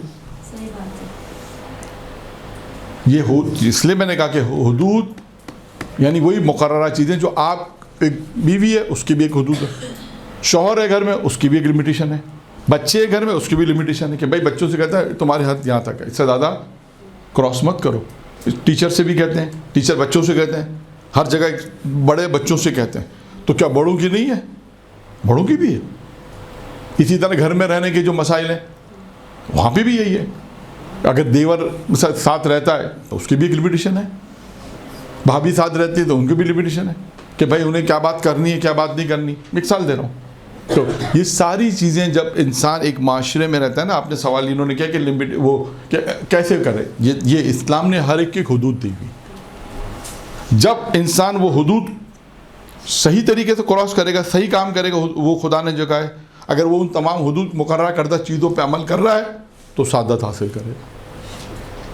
اگر سعادت, دوسرا جملہ یہی ہے, اگر نہ کوئی انسان حدود الہی کو ضائع کے بغیر بخت ہوتا ہے یعنی شقی بنتا ہے. بہت آسان ہے ان دو جملوں میں. یعنی کیا ہے, اگر آپ کے پاس جو اللہ نے لمیٹیشن دی ہیں, جو حدود دی ہیں, اگر آپ نے اس کو کراس نہیں کیا, آپ نے اس پہ عمل کیا تو سعادت. جو لمیٹیشن آپ کے پاس ہے ہر ایک کی اپنے پاس ہے. اسی طرح اگر آپ نے اس کو کراس کر دیا تو کیا ہوگا, پھر وہ شقی اور بخت جسے ہم کہتے ہیں کراس کر دے. کہاں اگر بغیر اس کے یعنی حدود کو بغیر کراس کے وہ شقی نہیں بن سکتا. یعنی اس کا مطلب ہے جو شقی ہے, اس کا مطلب ہے کہ جو یہ اس مقام پر پہنچا, اس کا مطلب اس نے وہ حدود کراس کی ہے. وہ لمیٹیشن جو اللہ نے اس کو دی تھی, اس نے اس کو حد کو کراس کر کے یہاں تک پہنچا ہے جس کی وجہ سے شقی بن گیا. جو حدود کو توڑتا ہے وہ شقی اور بدبخت. ہاں بس ٹھیک ہے. جو شقی سخاوت قلب ہو جاتا ہے, شقی سخت دل ہو جاتا ہے, جس سے کہتا ہے. یہ تمام چیزیں اب آپ دیکھ لیجئے کہ جو باتیں میں نے صرف ایک دو جملے کہیں, گھر کے اندر کے مسائل اسی وقت صحیح ہوں گے جب ہر آدمی اپنی حدود میں رہے گا. آپ دیکھ لیجیے گا, پریکٹیکل کر کے دیکھیے گا. اور ایک بات میں نے پہلے بھی بیان کی تھی, یہ بھی تجربہ کار میں بات بتا رہا ہوں آپ کو, کہ جتنا موضوع ہو اتنی بات کی جائے, چاہے وہ میاں بیوی کیوں نہ ہو. اب موضوع کے تحت گفتگو کریں. ہمارے یہاں 99% جھگڑے گھر میں ہوتے ہیں کسی اور کے موضوع کو بحث کرتے ہوئے. نہ اس کا بیوی سے کوئی تعلق ہوتا ہے, نہ شوہر سے کوئی تعلق ہوتا ہے. تیسرے بندے کا موضوع آتا ہے, میاں بیوی لڑ رہے ہوتے ہیں. تو زیادہ جو موضوع نہیں ہے ختم ہو گیا. ہمارا موضوع نہیں ہے, ختم ہو گیا. جہاں موضوع آپ دیکھیے گا, اور جہاں ضرورت ہو اتنا بولے. یہ بھی دیکھیے گا, جہاں ضرورت ہو وہاں بولیں, جہاں ضرورت نہیں وہاں نہیں بولیں. جب تک بہت ساری چیزیں پریکٹیکلی آپ تجربہ نہیں کریں گے آپ کو اندازہ نہیں ہوگا.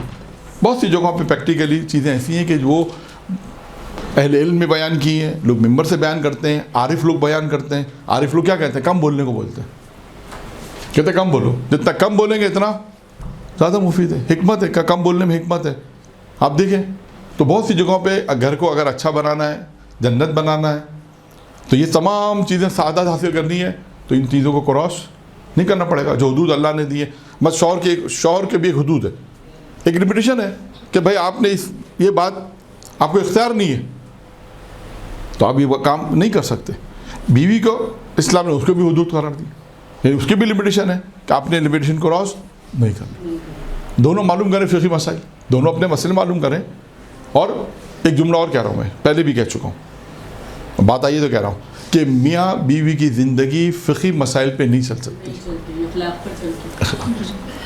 بس یہ دیکھ لیے. ٹھیک ہے, یہاں تک ہو گئی ہماری ایک گفتگو.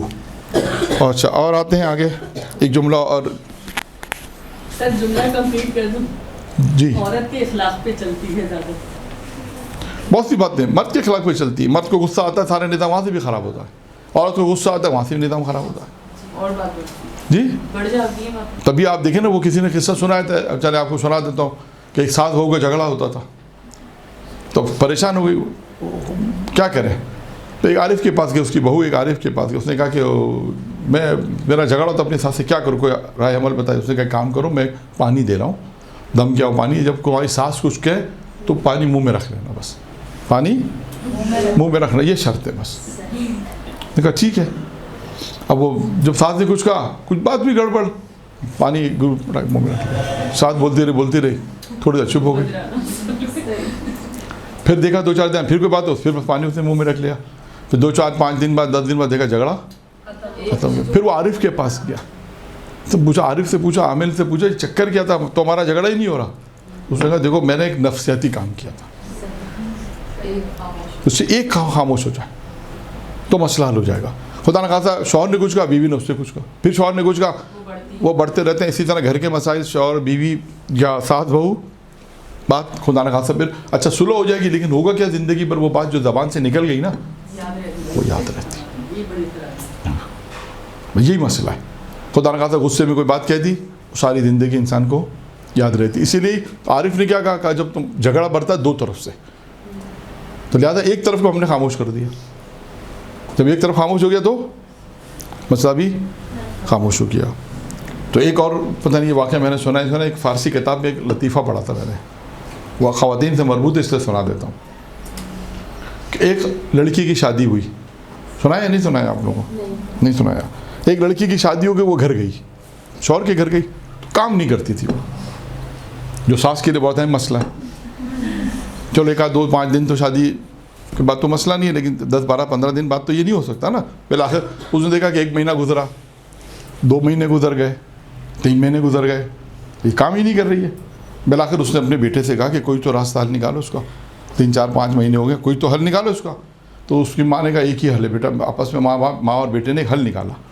ماں نے کہا دیکھو بیٹا, تم آتے ہو شام کو 5 بجے آفس سے, مثلا جب تم آفس سے آؤ گے تو میں جھاڑو لے کے جھاڑو دینے لگوں گی, اور تم کہنا ماں تم مت دو, میں کہوں گی میں دے رہی ہوں. ہم دونوں جب لڑیں گے تو شاید اسے احساس ہو. یہ تو اچھا جملہ لگا, ورنہ اردو میں کہتے ہیں شاید اسے غیرت اچھا ہے.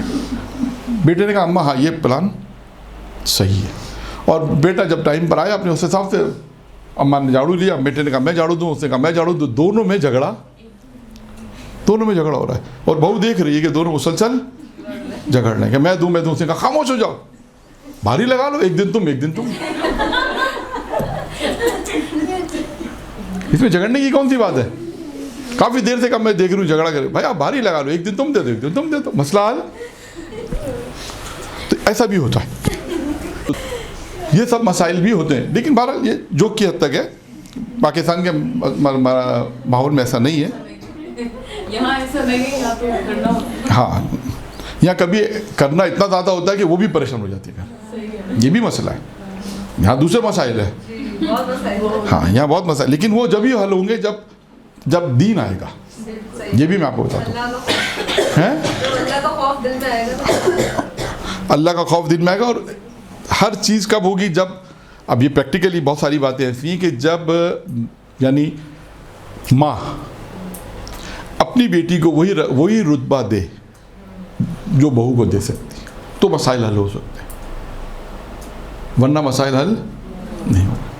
ہمارے یہاں کہ مسائل حل, مشکلات کہاں سے آتی ہیں. بہت سی, ایک چیز میں نے کہی تھی, حدود کی بات کہی تھی نا. بہت سے لوگ ہم سے ڈسکس کرتے ہیں, فیملیز آتی ہیں, دوست آتے ہیں, احباب آتے ہیں, بہت سی باتیں بہت سے لوگ ڈسکس کرتے ہیں. مولانا گھر میں جھگڑا ہوتا ہے, والدہ جو ہے مطلب ناراض ہو جاتی ہیں اس پہ, تو ہوتی کہاں سے. آپ کو کبھی کبھی پکڑنا پڑے گا, کبھی کبھی آپ کو پکڑنا پڑے گا. پکڑنے سے مراد ہے آپ دیکھیں کہ یہ پرابلمس کیوں کریٹ ہوتی ہیں. ہوتا ہے کہ دوسرے لوگ آپ کے گھر کے معاملات میں انوالو ہوتے ہیں, یہ بھی ہوتا ہے. بہت سے لوگ گھر کے معاملات میں, دیکھیں بہت سے لوگوں کو بولنا چاہیے. اب یہ بحث الگ ہے کہ آیا ان کو بولنا چاہیے نہیں بولنا چاہیے. اب میں مثالیں نہیں دے رہا, ورنہ مثالیں تو ہیں, بہت ساری مثالیں ایسی ہیں کیونکہ ریکارڈنگ بھی ہو رہی ہے صاحب. ورنہ میں آپ کو بہت سارے تجربات میں ایک تجربہ یہ ہے کہ بہت سے نظام خراب ہونے کی وجہ اب گھر کی فرد ہوتے ہیں. اب میں اس کی مثال آپ کو دوں. فرض کریں ایک فیملی اس کی بیٹی کی شادی ایسی جگہ ہوئی خاندان میں کہ جہاں اس کو صبح 7 بجے اٹھنا پڑتا ہے. 7 بجے اٹھنا پڑتا ہے, شوہر کو جاب پہ جلدی جانا ہے, ساس کو چائے دینی ہے, سسر کو چائے دینی ہے, بچوں کو اسکول بھیجنا ہے, تو 7 سے 10 بجے تک تو اس کی ریٹ لگ جاتی ہے فرض کریں, ٹھیک ہے نا, سارے کام کرنے. اور وہ آگے جب اپنی ماں سے کہتی ہے کہ میں تو صبح 7 بجے اٹھتی ہوں اور میری تو یہ پریشانی ہے, اور آپ کی بہو کتنی مزے سے بیٹھ سو رہی ہوتی ہے, 10 بجے اٹھتی ہے وہ, کیونکہ اس کا شوہر کو جانا ہے 10 بجے, اس کو شوہر کو جانا ہے 11 بجے, تو اٹھتی 10 بجے. اب جب وہ 10 بجے اٹھتی تو آپ وہ کیا کہتے ہیں کہ آپ کی تو اپنی بہو کو بڑی عیاشی دے رکھی ہے. یہ سسٹم غلط ہے, ان کو بولنے کا حق نہیں ہے. اور اس کا ریئیکشن کیا ہوتا ہے, پھر ماں بہو پہ ناراض ہو جاتی ہے, تم سو رہی ہوتی ہو, تم یہ کر رہی ہوتی ہو, تم وہ کر رہی ہوتی, جس سے نظام خراب ہونا چاہیے. کمپیئر نہیں, بولنا ہی نہیں چاہیے ہمیں. ہمارے حساب سے تو وہ اپنے گھر میں خوش رہے, یہ اپنے گھر, سسٹم یہ ہونا چاہیے بس. ٹھیک ہے, اس کی شادی ایسی جگہ ہو گئی جہاں اب یا تو دیکھ ہر ایک الگ نظام میں. بہت سے لوگ ہیں جن کی شادیاں باہر ہوتی ہیں, وہ باہر لوگ بتاتے ہیں کہ ان کو 7 بجے اٹھنا پڑتا ہے, شاپ کی جاب جلدی ہے. کراچی میں بھی لوگوں کی جابیں جلدی, ان کو بھی صبح جلدی اٹھنا پڑتا ہے, بچوں کو اسکول بھیجنا پڑتا ہے. ٹھیک ہے, زندگی ایسی ہے. کہیں شاپ کو اپنا کاروبار ہے, وہاں 10 بجے لوگ جاتے ہیں, 11 بجے جاتے ہیں, تو ان کو ٹینشن نہیں ہے, وہ جلدی ان کے بہت سکون میں. تو اب نظام یہاں سے خراب, یہاں سے. تو اب ماں کا کیا کام ہے, یہ ماں کا کردار ہے کہ اس کو کیا بولنا کہ بھائی یہ باتیں کرو جو تمہاری ضرورت ہے. بات تو تمہارا موضوع نہیں ہے کہ کیا ہو رہا ہے. ایک دفعہ انسان کو بولنا پڑے گا, برا لگے گا, ہو سکتا ہے ناراض بھی ہو جائے, لیکن بہت ساری چیزیں ان کو یہ سمجھنا چاہیے کہ بیٹی کو یہ سمجھنا چاہیے, یا اسی طرح اور بھی بہت سے معاشرے جو گھر کے فرد ہیں, ان کو یہ پتا ہو کہ ہماری حدود کیا ہے. یہی ہے نا حدود, یہی امیر المومنین کا لمیٹیشن ہے. وہ آپ اپنے گھر ماشاءاللہ رہو, خوش رہو. ہمارے کئی دوست نے ہم سے کہا, ہمارے جب بہنیں آتی ہیں ہم سب کو بول دیتے ہیں آؤ کھاؤ پیو, یہ باتیں نہیں کرنی. کیوں, نظام خراب ہو رہا ہے اس سے نظام. تو اب جہاں پر نظام خراب ہو رہا ہے وہاں پہ آپ کو اسٹیپ لینا پڑے گا, یا اچھے طریقے سے سمجھانا ہے. اور وہ بھی بات میں آہستہ سے ان کو سمجھنا پڑے گا کہ ہم کسی کے معاملات میں دور. ایک چیز اور میں نے آپ کو بتائی تھی شاید پہلے بھی, کہ دوسروں کے معاملات میں دخل اندازی نہ کریں. یہ کامیاب زندگی کے راز میں راز ہے. آپ کو یہ پتہ ہونا چاہیے میری ضرورت یہاں بولنے کی ہے یا نہیں ہے. نہیں ہے, خاموش. ان کے گھر ہے, شادی جیسے کریں, بیاہ جیسے کریں, تو اگر ضرورت ہے مشورہ دے دیا, عمل کیا نہیں کیا نہیں. میں نے بہت ساری, میں نے آپ بتا رہا یہی ساری چیزیں جو ہم نے دیکھے فسادات خدا نخواستہ جو گھروں میں ہوتے ہیں, اس کی وجہ انہی کہیں نہ کہیں چیزوں میں سے کوئی ایک اسٹیپ آتا ہے.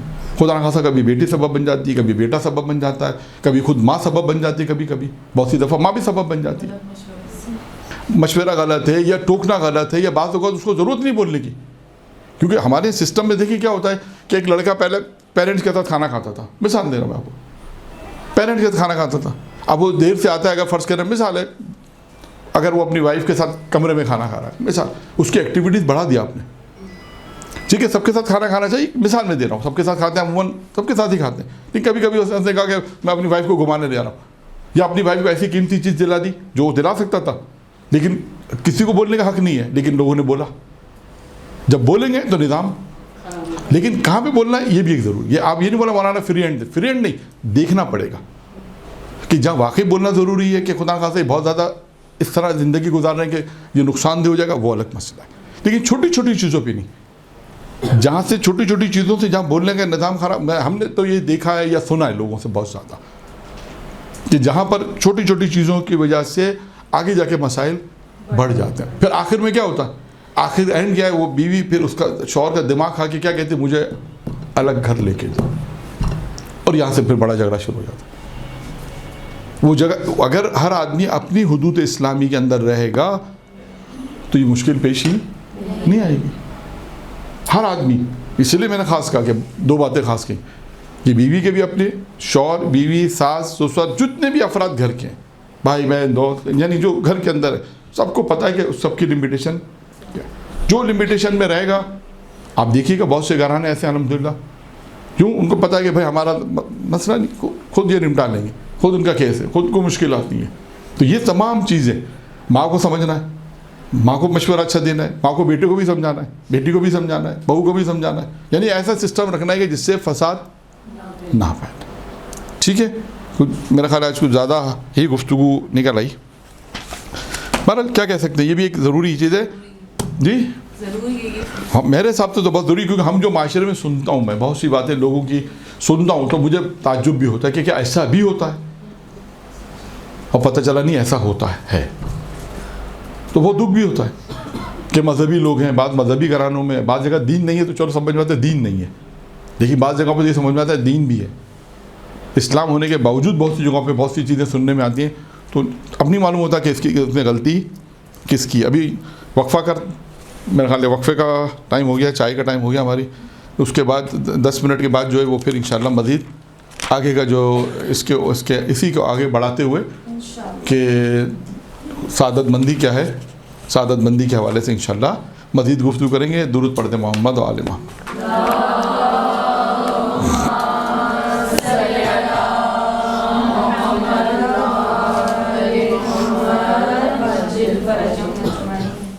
سعادت مندی کیسے حاصل ہو, یہ ہمارا موضوع تھا. اور مجھے نہیں معلوم کہ جو باتیں بھی بیان کی ہیں وہ کس حد تک پہنچی ہیں. ہیں ہاں, اور اس کا اگلا مرحلہ جو ہے وہ دوسرا مرحلہ ہے کہ جو پریکٹیکلی باتیں معاشرے میں ہیں, آپ نے بھی سنی ہیں, معاشرے میں بھی ہیں, خاندان میں ہے, گھروں میں ہے. یہ ساری باتیں وہی جو کوئی نئی نہیں ہیں جو میں نے آپ کے سامنے پیش کی ہیں. ساری باتیں وہی ہیں, لیکن فرق صرف اتنا ہے کہ اس کو صحیح کیسے کرنا ہے. بس یہ ایک اہم ہے کہ اس کو جہاں پر ہم غلطی اگر دیکھیں تو ہم اس کو ٹوک سکتے ہیں تو ٹوکیں, تاکہ ہم اس چیز کو بہتر سے بہتر کر کے آگے بڑھ جائیں اور سعادت حاصل کریں. اب ہم آخری ایک روایت ہے, یہ روایت ہے امیر المومنین علی بن ابی طالب علیہ الصلوۃ والسلام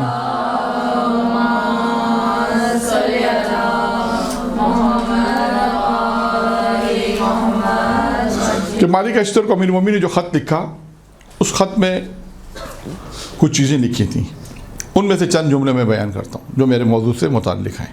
امیر المومنین نے جب خط لکھا مالک اشتر کو تو کیا لکھا, اس میں لکھا مالک اشتر کو لکھا کہ انہیں یعنی عوام کو جہاں ان کو بھیجا تھا, انہیں حکم دیں کہ اللہ کا خوف کریں. نمبر 1, مالک اشتر کو خط میں لکھا کہ اللہ کا یعنی جہاں وہ جا رہے ہیں لیڈر بن کر, جہاں جا رہے ہیں وہ نمائندے بن کر, تو ان کو پہلا کام کیا کہا, اللہ کا. دوسرا, اس کی اطاعت کو مقدم سمجھیں. یہ بہت چھوٹا جملہ ہے یہ جو میں کہہ رہا ہوں. امیر چھوٹا جملہ میں اپنے حساب سے کہہ رہا ہوں, لیکن ہے بہت بڑا جملہ امیر المومنین کا. یہ اس کی اطاعت کو یعنی اللہ کی اطاعت کو مقدم سمجھیں. کیا مطلب اس کا کیا مطلب ہے, یعنی ہر چیز پہ فوقیت ہے اللہ کی اطاعت کو. بات وہی آ جائے گی جو ہم نے پچھلے جلسے میں کہی کہ آیا ہم نے اپنی زندگی میں اللہ کی اطاعت کو مقدم سمجھا یا نہیں سمجھا.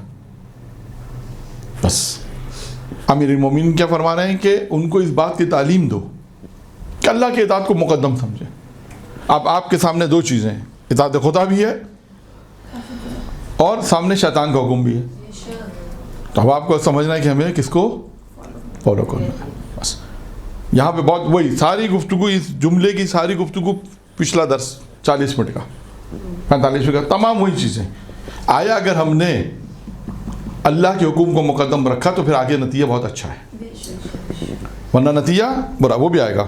پھر امام نے فرمایا, امیر المومنین نے فرمایا مالک اشتر سے کہ جن فرائض و سنن کا اللہ نے اس کتاب میں حکم دیا, یعنی جو تمام واجبات اور تمام مستحبات اللہ نے اپنی کتاب میں جو حکم دیا ہے ان کی اتباع کرنے سے کوئی.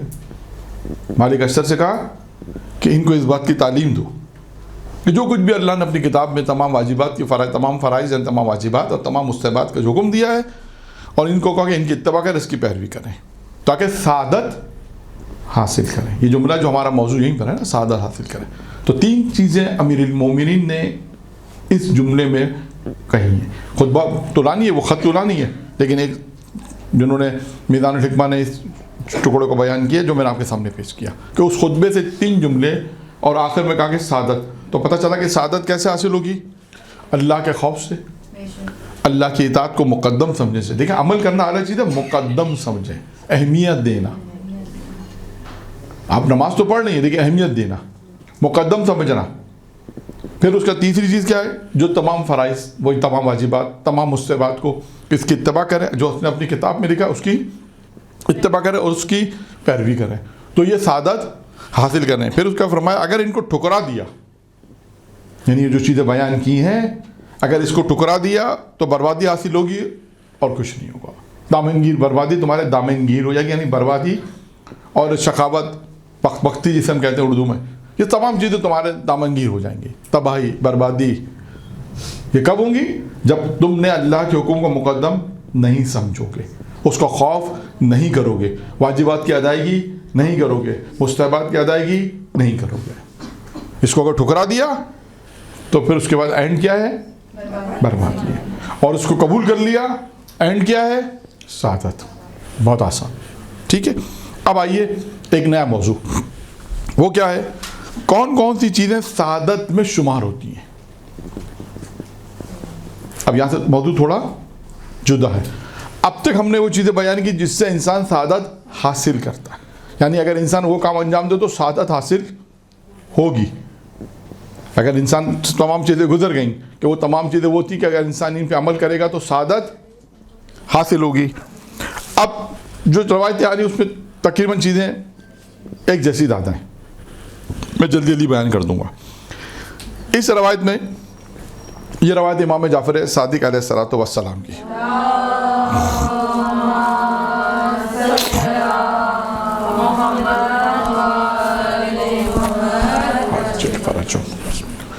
امام فرماتے ہیں 3 چیزیں سعادت شمار ہوتی ہیں. 3 چیزیں.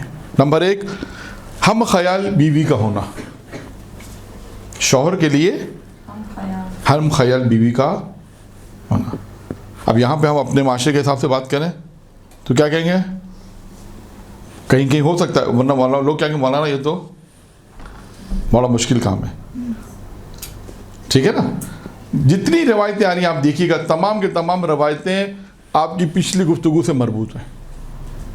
تمام کی تمام گفتگو پچھلی گفتگو سے مربوط ہیں. نمبر 1 کیا؟ ہم خیال بیوی کا ہونا. ایک. دوسرا ہے نیک اولاد کا ہونا.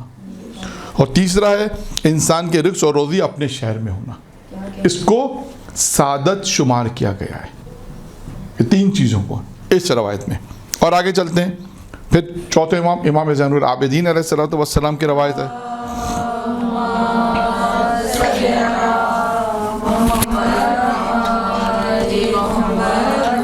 امام فرماتے ہیں مسلمان کی سعادت 3 چیزوں میں ہے. نمبر 1, اس کا کاروبار تجارت اس کے اپنے علاقے میں ہونا جو پہلے گزر گیا. اس کے دوست اور احباب کا نیک ہونا, یہ دوسری چیز ہے. یعنی انسان کے دوست اور احباب کا نیک ہونا یہ بھی ایک سعادت ہے. تو یہ ایک ہی چیزیں. اور اس کا بیٹے کا اس کا کاروبار میں ہاتھ بٹانا یہ بھی ایک سعادت ہے کہ اگر انسان اپنے کاروبار میں اپنے بیٹے کو اپنے ساتھ رکھے اور اس کا ہاتھ بٹائے, امام فرماتے ہیں یہ بھی ایک سعادت ہے. پھر اس کے بعد آتے ہیں 4 چیزیں اور سعادت شمار کی گئی ہیں. کچھ ریپیٹ ہوں گی, کچھ نہیں ہوں گی, میں نے عرض کیا. نمبر 1, نیک دوست جو آ گیا پہلے. نمبر 2, نیک اولاد جو میرا خیال ہے پہلے بھی نیک اولاد آ گیا. نمبر 3 یہ بھی پہلے آ گیا, ہم خیال بیوی کا ہونا. اور نمبر 4 کیا ہے؟ اپنے کاروبار کو اپنے شہر میں ہونا, یہ بھی آ گیا. یعنی یہ روایت جو اب میں نے بیان کی پہلے روایتوں میں چیزیں آ چکی ہیں. ٹھیک ہے. اچھا, اب یہاں سے میں ایک خلاصہ اگر ہم دیکھیں تو 4 چیزیں ہی ہیں جو پہلے آ چکی ہیں. نیک دوست کا ہونا, نیک اولاد کا ہونا, ہم خیال بیوی کا ہونا, اور اپنے کاروبار کا شہر میں ہونا. اور ایک چیز اور ہے, اپنے کاروبار کا شہر میں ہونا, اور ایک اپنے کاروبار میں بیٹے کا ہاتھ بٹانا. یہ 5ویں چیز ہو جائے گی. یہ 5 چیزیں ہو جائیں گی, اور اس میں باقی کوئی چیزیں اضافی نہیں ہیں.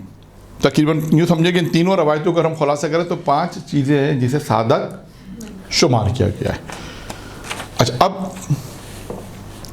پہلے ایک روایت بیان کر رہا ہوں میں, اب 2 سوال کے جواب ہے. بس جو ٹائم میرے پاس ہے اس میں 2 سوال کے جواب انشاءاللہ تعالیٰ کوشش کریں گے ان 2 سوال کے جواب کو مکمل کریں. نمبر 1 ہے سعید ترین انسان کون ہے اور کیسے بنے گا. سعید کوئی سعادت مندی یعنی بہترین سعادت کیسے حاصل ہو. کیا سوال ہے؟ بہترین سعادت، لاجواب سعادت جس کا کوئی جواب ہی نہ ہو. ایک جیسے کہتے ہیں نا بہت زیادہ سعادت مندی کیسے حاصل ہو. ایک سوال یہ ہے، اس کا جواب آئے گا. اور اس کے بعد دوسرا سوال یہ ہے کہ سعادت مندی کی علامت کیا ہے. ہم کیسے پہچانے کہ سعادت مند افراد ہیں، یعنی سعادت مندی کی علامت. یہ دو سوال کے جوابات اس گفتگو میں آئیں گے جو اختتامی مراحل تک پہنچیں گے. نمبر 1، اب یہ روایت بھی امیر المومنین علی بن ابی طالب علیہ السلام کی ہے.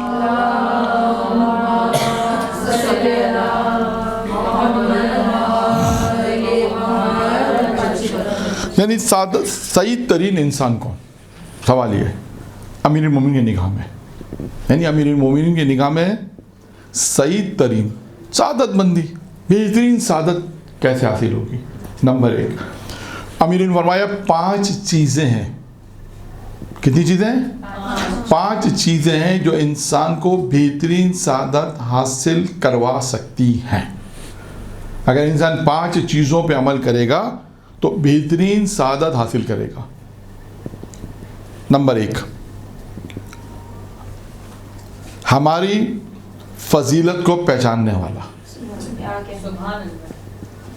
اب جو خواتین مجلسیں پڑھتی ہیں، درس دیتی ہیں، ان 5 چیزوں سے انہوں نے مجلس بنانی ہے. تو کیسے بنے گی وہ ان کا کام ہے. ٹھیک ہے، میں صرف روایت بیان کر رہا ہوں تاکہ آپ کے سامنے ایک موضوع ہم نے بیان کر دیا کہ امیر المومنین کی نگاہ میں بہترین سعادت کیسے حاصل ہوتی ہے. نمبر 1 کیا ہے؟ ہماری فضیلت کو پہچاننے والا. اب آپ کا کام کیا ہے؟ اس میں جو مقررہ ہیں، خطیبہ ہیں جسے ہم کہتے ہیں، کام کیا کریں گے آگے؟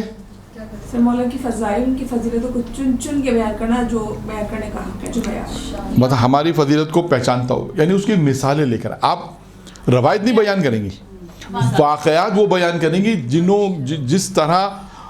مثال کے طور پر سلمان فارسی نے کہیں کہا، کہیں واقعات آیا کہیں سلمان فارسی نے بتایا کہ علی کون ہے، عمار نے بتایا ہے علی کون ہے، میں سمجھتا عمار نے بتایا امیر المومنین. دیکھا، اب ان واقعات کو یہاں لا کے آپ نے، یعنی مجلس اگر آپ کو آگے بڑھانی ہے تو اس طرح بڑھے گی مجلس آگے کہ اس جملے کی ہماری فضیلت کو پہچانتا ہو.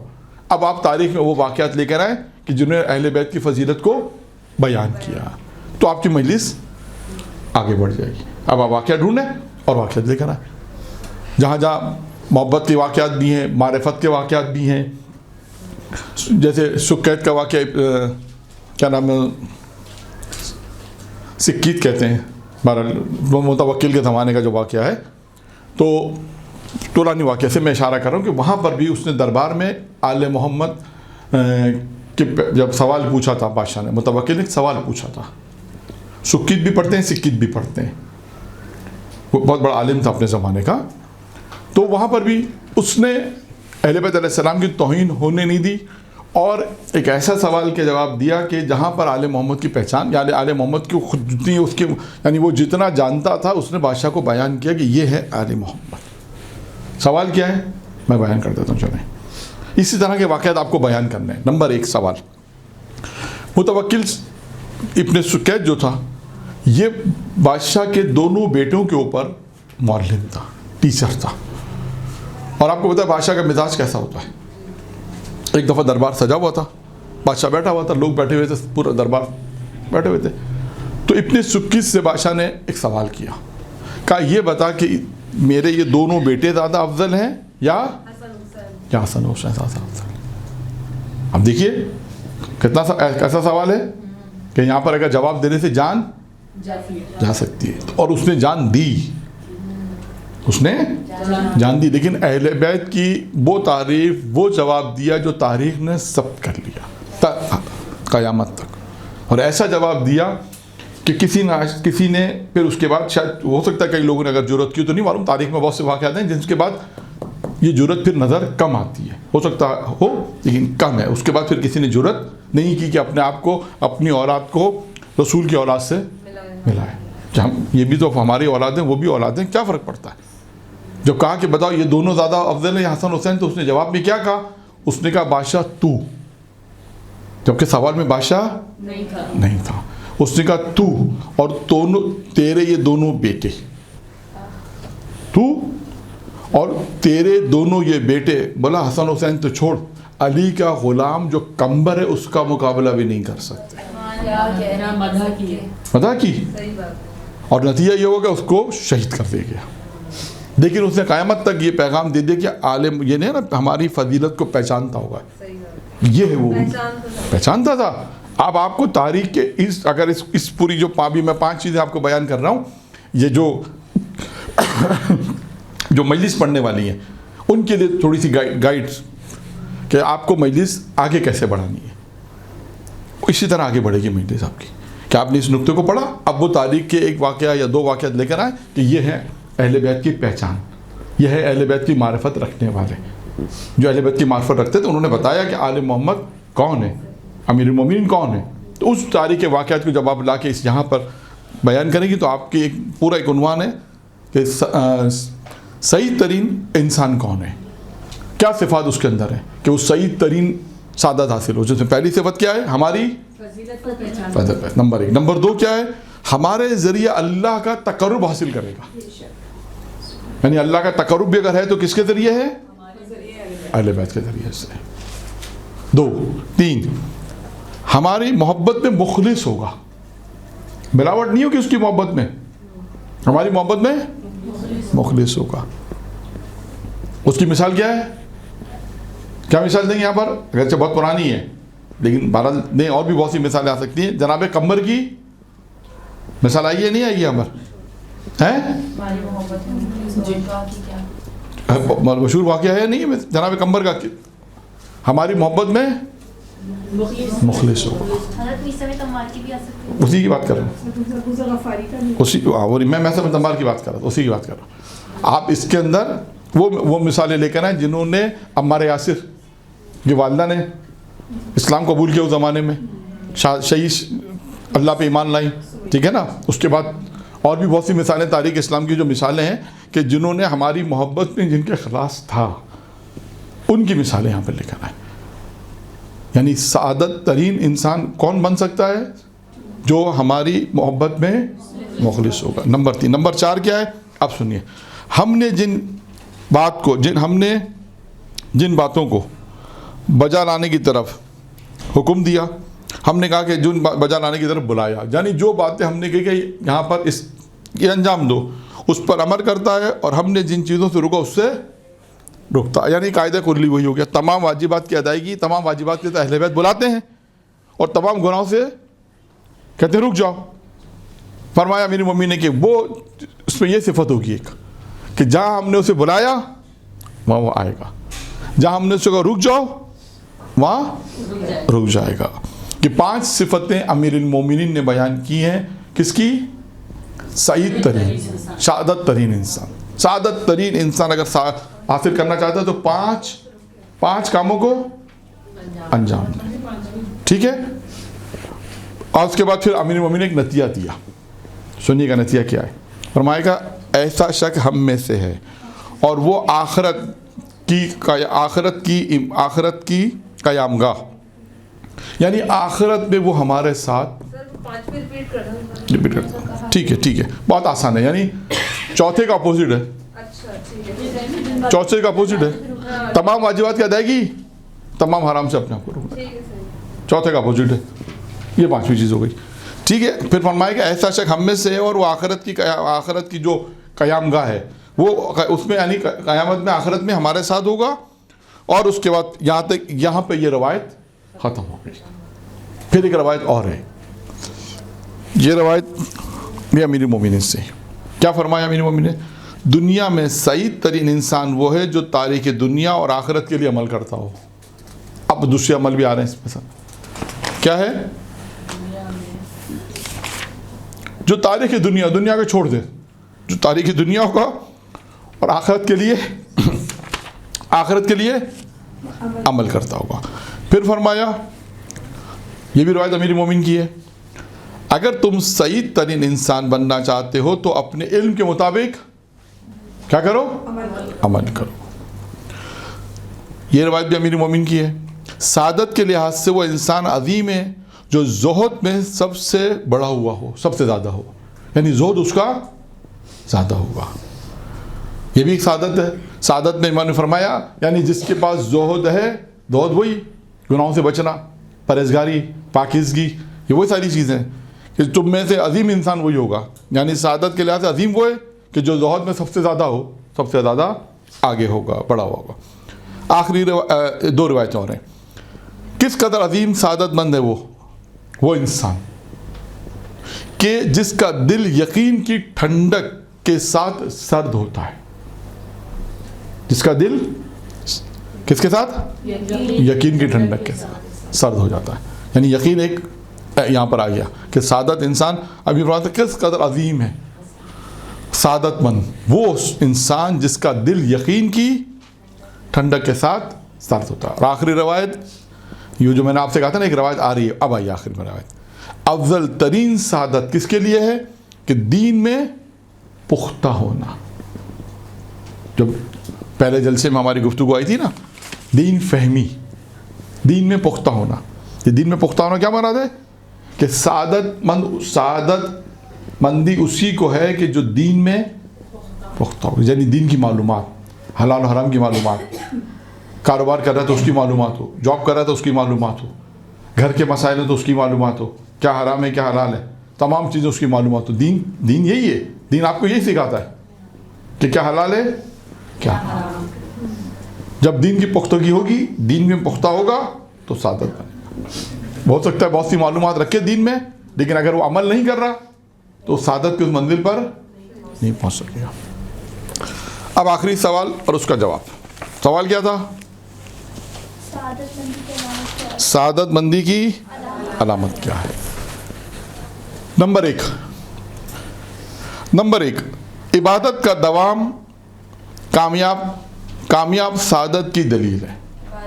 دوام, کنٹینیو, یعنی مسلسل انسان کا عبادت کرنا. انسان جو مسلسل عبادت کرتا ہے یہ بھی انسان کو کہاں لے جاتا ہے؟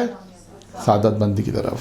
یہ کامیابی کی دلیل ہے. اگر انسان ٹائم پہ نماز پڑھ رہا ہے, ٹائم پہ عبادت کر رہا ہے, سارے کام ٹائم پہ کر رہا ہے, جو عبادت ہے, تمام عبادت جو انسان کی پر واجب ہے, اگر وہ ٹائم پر تمام چیزیں عبادت میں کنٹینیو ہے, جیسے نماز پڑھ رہا ہے تو مسلسل, یہ نہیں کہ ایک آدھ سال نماز پڑھی پھر چھوڑ دی, پھر کبھی روزے رکھے کبھی نہیں رکھے, یہ نہیں. ہمارے یہاں ہے سب چیزیں, تمام موارد مل جائیں گے آپ کو, ہر چیز ملتی ہے, اور ہر مسائل آپ کو معاشرے میں نظر آئیں گے, ہر تمام مسائل موجود ہیں. بعض نماز پڑھتے ہیں, بعض نہیں پڑھتے, روزہ رکھتے نہیں, بعض مطلب خواتین کی مثال سے حجاب کہیں کرتی کہیں نہیں کرتی, مثلا بہت ساری چیزیں آپ کو ملیں گی. تو عبادت کا دوام یعنی کنٹینیو عبادت کرنا, یہ کنٹینیو عبادت کرنا انسان کی سعادت کی دلیل ہے. پھر اس کے بعد امام نے فرمایا سعادت کی علامت خلوص کے ساتھ عمل کو انجام دینا. پھر اخلاص آ گیا. پچھلے روایت میں بھی اخلاص آیا تھا بھی کہ ہماری محبت کیا ہوگی, ہماری محبت میں مخلص ہوگا, اہل بیت کی محبت میں مخلص ہوگا. یہاں پر بھی آیا, کیا آیا کہ سعادت مندی کی علامت کیا ہے؟ اخلاص کے ساتھ عمل کو انجام دے گا. یہ اخلاص صرف اتنا سمجھا دوں, پہلے بھی میں نے بیان کیا, اخلاص بہت مشکل کام ہے. یعنی آپ اخلاص کے ساتھ عمل دینا مشکل ان معنوں میں ہے, ان معنوں میں یہ یعنی کہ مشکل تو انجام نہیں, یعنی مشکل ان معنوں میں ہوتا ہے کہ بعض اوقات انسان لوگ کو دیکھ رہے ہیں, انسان ریاکاری آتی ہے, دکھاوا آتا ہے, جیسے آج کل کہتے ہیں کہ جو بھی بہت ساری چیزیں, تو انسان ان تمام چیزوں سے اپنے آپ کو بچائے, اخلاص کے ساتھ کام کو انجام دے. کسی طرح بھی کہے کہ بس یہ اخلاص کے ساتھ میں عمل انجام دوں تو یہ بارگاہ الہی میں قبول ہو جائے. اپنے آپ کو اخلاص کے ساتھ انجام دینا ہے. مسجد میں لوگ نماز پڑھنے جاتے ہیں, ہو سکتا ہے کہیں پہ اچھا کہ میں نماز پڑھنا, لوگ مجھے دیکھ رہے ہیں, بہت ساری چیزیں, عبادت, مسجد ہے, عزاداری ہے, بہت ساری چیزیں انسان کو شیطان بہکاتا ہے, لیکن انسان صرف کام کرے اخلاص کے ساتھ. تو دوسری چیز کیا ہے؟ خلوص کے ساتھ انجام دے. میں زیادہ مثالیں نہیں دے رہا ہوں ورنہ اس میں بہت ساری مثالیں ہیں. نیکیوں کی طرف جلدی کرنے والا, کیا فرماتا بیر؟ نیکیوں کی طرف, تیسری علامت, نیکیوں کی طرف جلدی کرنے والا اور پاکیزہ اعمال کے بجا لانے کے ساتھ ساتھ سعادت مندی لپک کر آ جاتی ہے. नेकियों की तरफ जल्दी करने वाला, जल्दी करना नहीं, नेकियों की तरफ जल्दी करने वाला। और पाकीज़ा अमाल, पाकीज़ा अमाल जो होते हैं, इंसान अपना पाकीज़ा अमाल के बजा लाने के साथ साथ कहते हैं अगर ये काम इंसान 2 काम अंजाम देगा तो फिर क्या होगा, सादत मंदी क्या होगा, लपक कर, उर्दू में समझाने कहते हैं लपक कर उसके पास आ जाएगी। पाकीज़ा अमल होने चाहिए, अमल पाकीज़ा हो, साफ़ सुथरे अमल हो, इंसान अपने अमल अंजाम दे रहा है, इसे पाकीज़ा से तामीर किया गया है। नेकी की तरफ जल्दी करने वाला, नेकी के कामों में जल्दी करो। वो बहुत से लोग कहते हैं ना कि जल्दी का काम शैतान का होता है, तो यहाँ पर नहीं है। वो कुछ काम ऐसे रवायतों में आए हैं कि जिन कामों में जल्दी करनी चाहिए। जल्दी सादत हासिल कर लेता है, हैं इंसान जल्दी हासिल कर लेता है सादत। नहीं, नेकी की तरफ बुलाना, ये है कि नेकी की तरफ जल्दी करने, करने वाला, हाँ नेकी की तरफ जल्दी करने वाला, ये तो एक है। लेकिन कुछ आमाल ऐसे हैं जिसके बारे में कहा गया इंसान जल्दी, कौन से अमाल है, कुछ है जहन में आपके? किसी की नेकी मदद की करना, तरफ- किसी मोमिन की मदद करना। वो तो कुल्ली बात है। नहीं, खास जो रवायतों में अमाल है कि इन कामों में जल्दी करो। सलाम करने में पहले जनाजा आ जाए तो उसको उठाने में जल्दी। एक नमाज जनाजा, नमाज जनाजा में दफन करने में एक, तो दूसरे क्या है, जहाँ तक मुझे याद है रवायत में है कि बेटी की शादी भी जल्दी शादी, ठीक है, उसमें ये भी एक। खैर, अब आ जाते हैं चौथी चीज़, अलामत सादतमंदी में पहली इबादत का दवाम, उसके बाद खुलूस, फिर 2 चीज़ें, तीसरी में 2 चीज़ें आ गई, नेकियों की तरफ जल्दी करने वाला और पाकीज़ा अमाल। चौथा, हाँ, जब किसी के लिए खुदा की विलायत, जब किसी के लिए खुदा की विलायत यानी खुदा की हुक्मरानी हो, बस यानी वो कहे कि मेरे ऊपर किसका हुक्म है, यानी मुझे किसकी बात माननी है, खुदा की, बस मुझे खुदा ही मेरे साथ है, मुझे उसी की बात माननी है, उसी की हुक्मरानी मेरे ऊपर। तो क्या होगा नतीजे में, जब किसी के लिए खुदा की विलायत यानी हुक्मरानी हो, सब कुछ खुदा है, तमाम ज़िंदगी में के खुदा, फिर नतीजा क्या होगा उसका, उसका नतीजे में क्या होगा, सादत हासिल। 3 चीज़ें मिलेंगी उसको।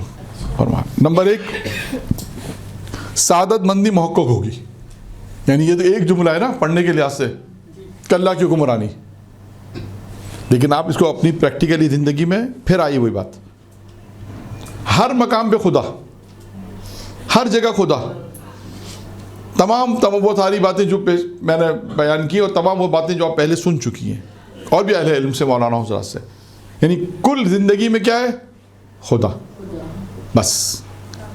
तो उसका नतीजा क्या होगा, जिसके ऊपर खुदा की हुक्म हो गया, भाई खुदा के हुक्म के अलावा मैं किसी को नहीं मानता, तो उसका नतीजा क्या होगा, खुदा की मदद मिलेगी। आगे सादतमंदी महक्कक की एक, आखिरत इसकी आंखों के सामने आ जाएगी और आरजुएं इसके पस से पर्दा चली जाएंगी।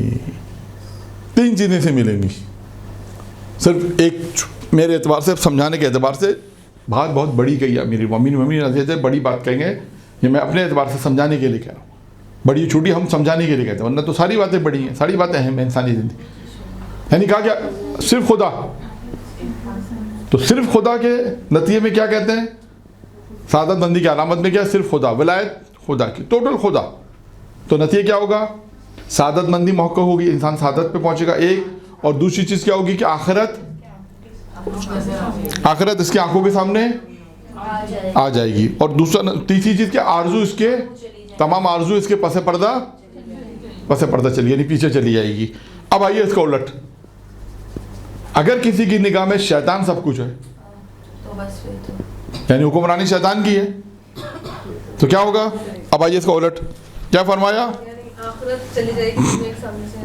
फिर ये बिल्कुल उलट होगा, क्या क्या शखावत, सादतमंदी क्या पे क्या आ जाएगा, शखावत आ जाएगी, और उसके ऊपर क्या होगा, आरजू उसकी आंखों के सामने आ जाएगी, वहाँ पे आखिरत आएगी, यहाँ पर क्या आएगी, और वहाँ पसे पर्दा क्या गई थी, वहाँ आखिरत आई थी ना, वहाँ आखिरत आई थी और आरजू पसे पर्दा गई थी, यानी ख़त्म हो गई थी आरजू, उसके लिए हिच है, कुछ भी सब बेकार है, आरजू सब ख़त्म हो जाएंगे।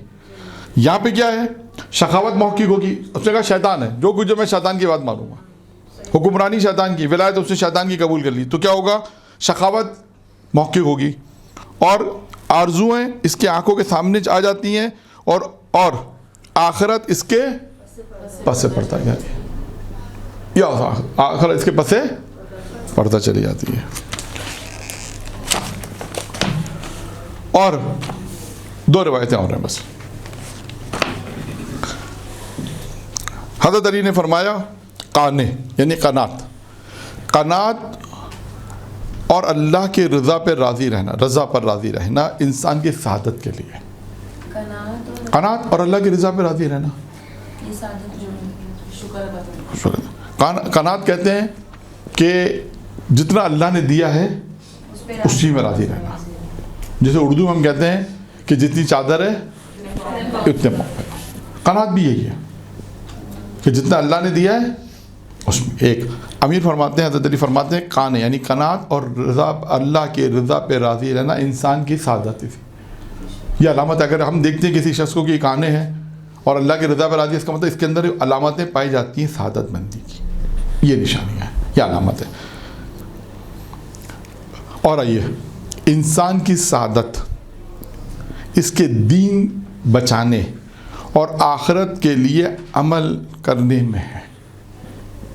یہ جو ہم اتنی ساری گفتگو کر رہے ہیں کہ سعادت حاصل کرو، تو اس کا سعادت حاصل کریں گے تو کیا ہوگا؟ انسان کی سعادت اس کے دین بچانے میں۔ اب آپ دیکھیے آج کی جتنی گفتگو تھی،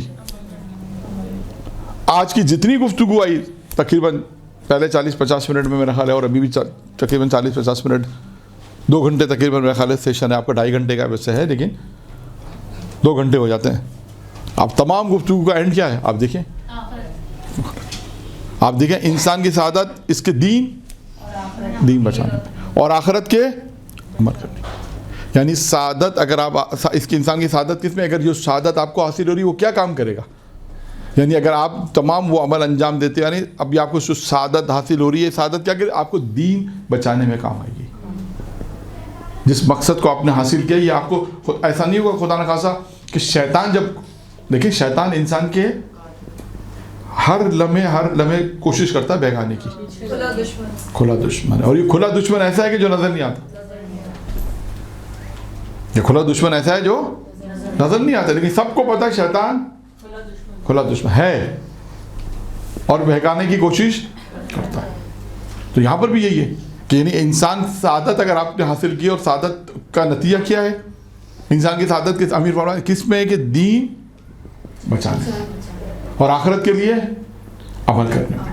اور آپ جتنی بھی ہم نے ابھی روایتیں پڑھی، میں نے زیادہ تر آپ کو روایتیں بیان کی تاکہ ہم اپنی زندگی کو آخرت کے لیے، اور وہ تمام چیزیں جو انسان سعادت حاصل کرنے میں علامتیں کیا ہیں وہ بیان کر دی۔ پھر اس کے بعد سعادت کے اسباب بیان فرمائے، تقریباً جو شروع کے روایتیں بیان کی 8-10۔ پھر سعادت امیر المومنین کی جو روایت بیان کی کہ سعید بہترین سعادت کیسے حاصل ہوتی ہے، وہ روایت معصوم کی امیر المومنین کی، جس میں 5 چیزیں انہوں نے بیان فرمائی، وہ بھی آپ کے سامنے بیان کی۔ تو آپ تمام چیزوں کا خلاصہ اور نتیجہ جب نکالیں تو آپ دیکھیں کہ انسان اگر سعادت حاصل کرنا چاہتا ہے، ایک مقام پر پہنچنا چاہتا ہے، تو کیسے پہنچے گا؟ جو آپ مقدمہ، اگر ہمارا مقدمہ ذہن میں رکھتے ہوئے سوچیں، جو شروع میں میں نے مقدمہ بیان کیا تھا کہ انسان کس ایک مقام تک پہنچنا ہے۔ جب ہم دیکھتے ہیں بڑے بڑے علماء کو، بڑے بڑے اہل علم کو دیکھتے ہیں کہ پاکیزگی ہے، عمل میں پاکیزگی ہے، گناہوں سے اپنے آپ کو محفوظ رکھتے ہیں، ایک رتبے تک پہنچے ہیں، وہ کسی کو دیکھتے ہیں تو بہت ساری چیزیں بیان کر دیتے ہیں۔ تو یہ کیسے کر سکتے ہیں؟ اگر آپ ان سے پوچھیں تو پھر وہ آپ کو جواب دیں گے، جن میں تمام چیزیں جو آپ کے سامنے بیان کی کہ انسان اگر اس طرح اپنی زندگی کو گزارے گا تو ایک مقام پر ایک رتبہ اور ایک وہ چیز حاصل کرے گا کہ جب اس کی وہ چیز حاصل ہوگی پھر آپ دیکھیں وہ غرور تکبر نہیں کرے گا، وہ اس سے لذت حاصل کرے گا، کیونکہ دنیا کے اندر اسے دنیا کی لذتوں کو جب ٹھکرا دیا ہے کہ دنیا کی لذت ہی ہے، تو پھر پروردگار عالم اس کے اندر وہ چیز پیدا کرے گا جس سے وہ لذت کو محسوس کرے گا، اور یہ ہر آدمی محسوس نہیں کر سکتا، یہ بھی میں بتاؤں آپ کو۔ یہ وہی محسوس کرے گا جس نے دنیا کی تلخیوں کو برداشت کیا ہوگا، خواہشات نفسانی کو ٹھکرایا، اپنے جو بھی گناہ کی طرف لے کر آیا اس کو ٹھکرا دیا، دنیا کی لذتیں ٹھکرا دیں، تو پھر اسے جب اس کے قلب کے اندر جب سعادت مندی حاصل ہوگی، ایک رتبہ حاصل ہو جائے گا، ایک مقام حاصل ہوگا، تو اسے یہ ہوگا کہ میں نے پروردگار تو عبادت کی تو خدا نے ایک چھوٹی سی چیز مدد عطا کی، اور آخرت میں تو انشاءاللہ جنت ملے وہ ایک الگ مقام ہے، جو اہل بیت کے ساتھ مقام وہ الگ مقام ہے. دنیا کے اندر جو اسے یہ چیزیں ملیں گی وہ اس سعادت کی اس وجہ یہ وجہ سعادت مندی جو حاصل ہو رہی ہے وہ تمام وہ چیزیں جو روایت میں معصومین علیہ السلام نے بیان کر دی. درود پڑھے محمد و آل محمد.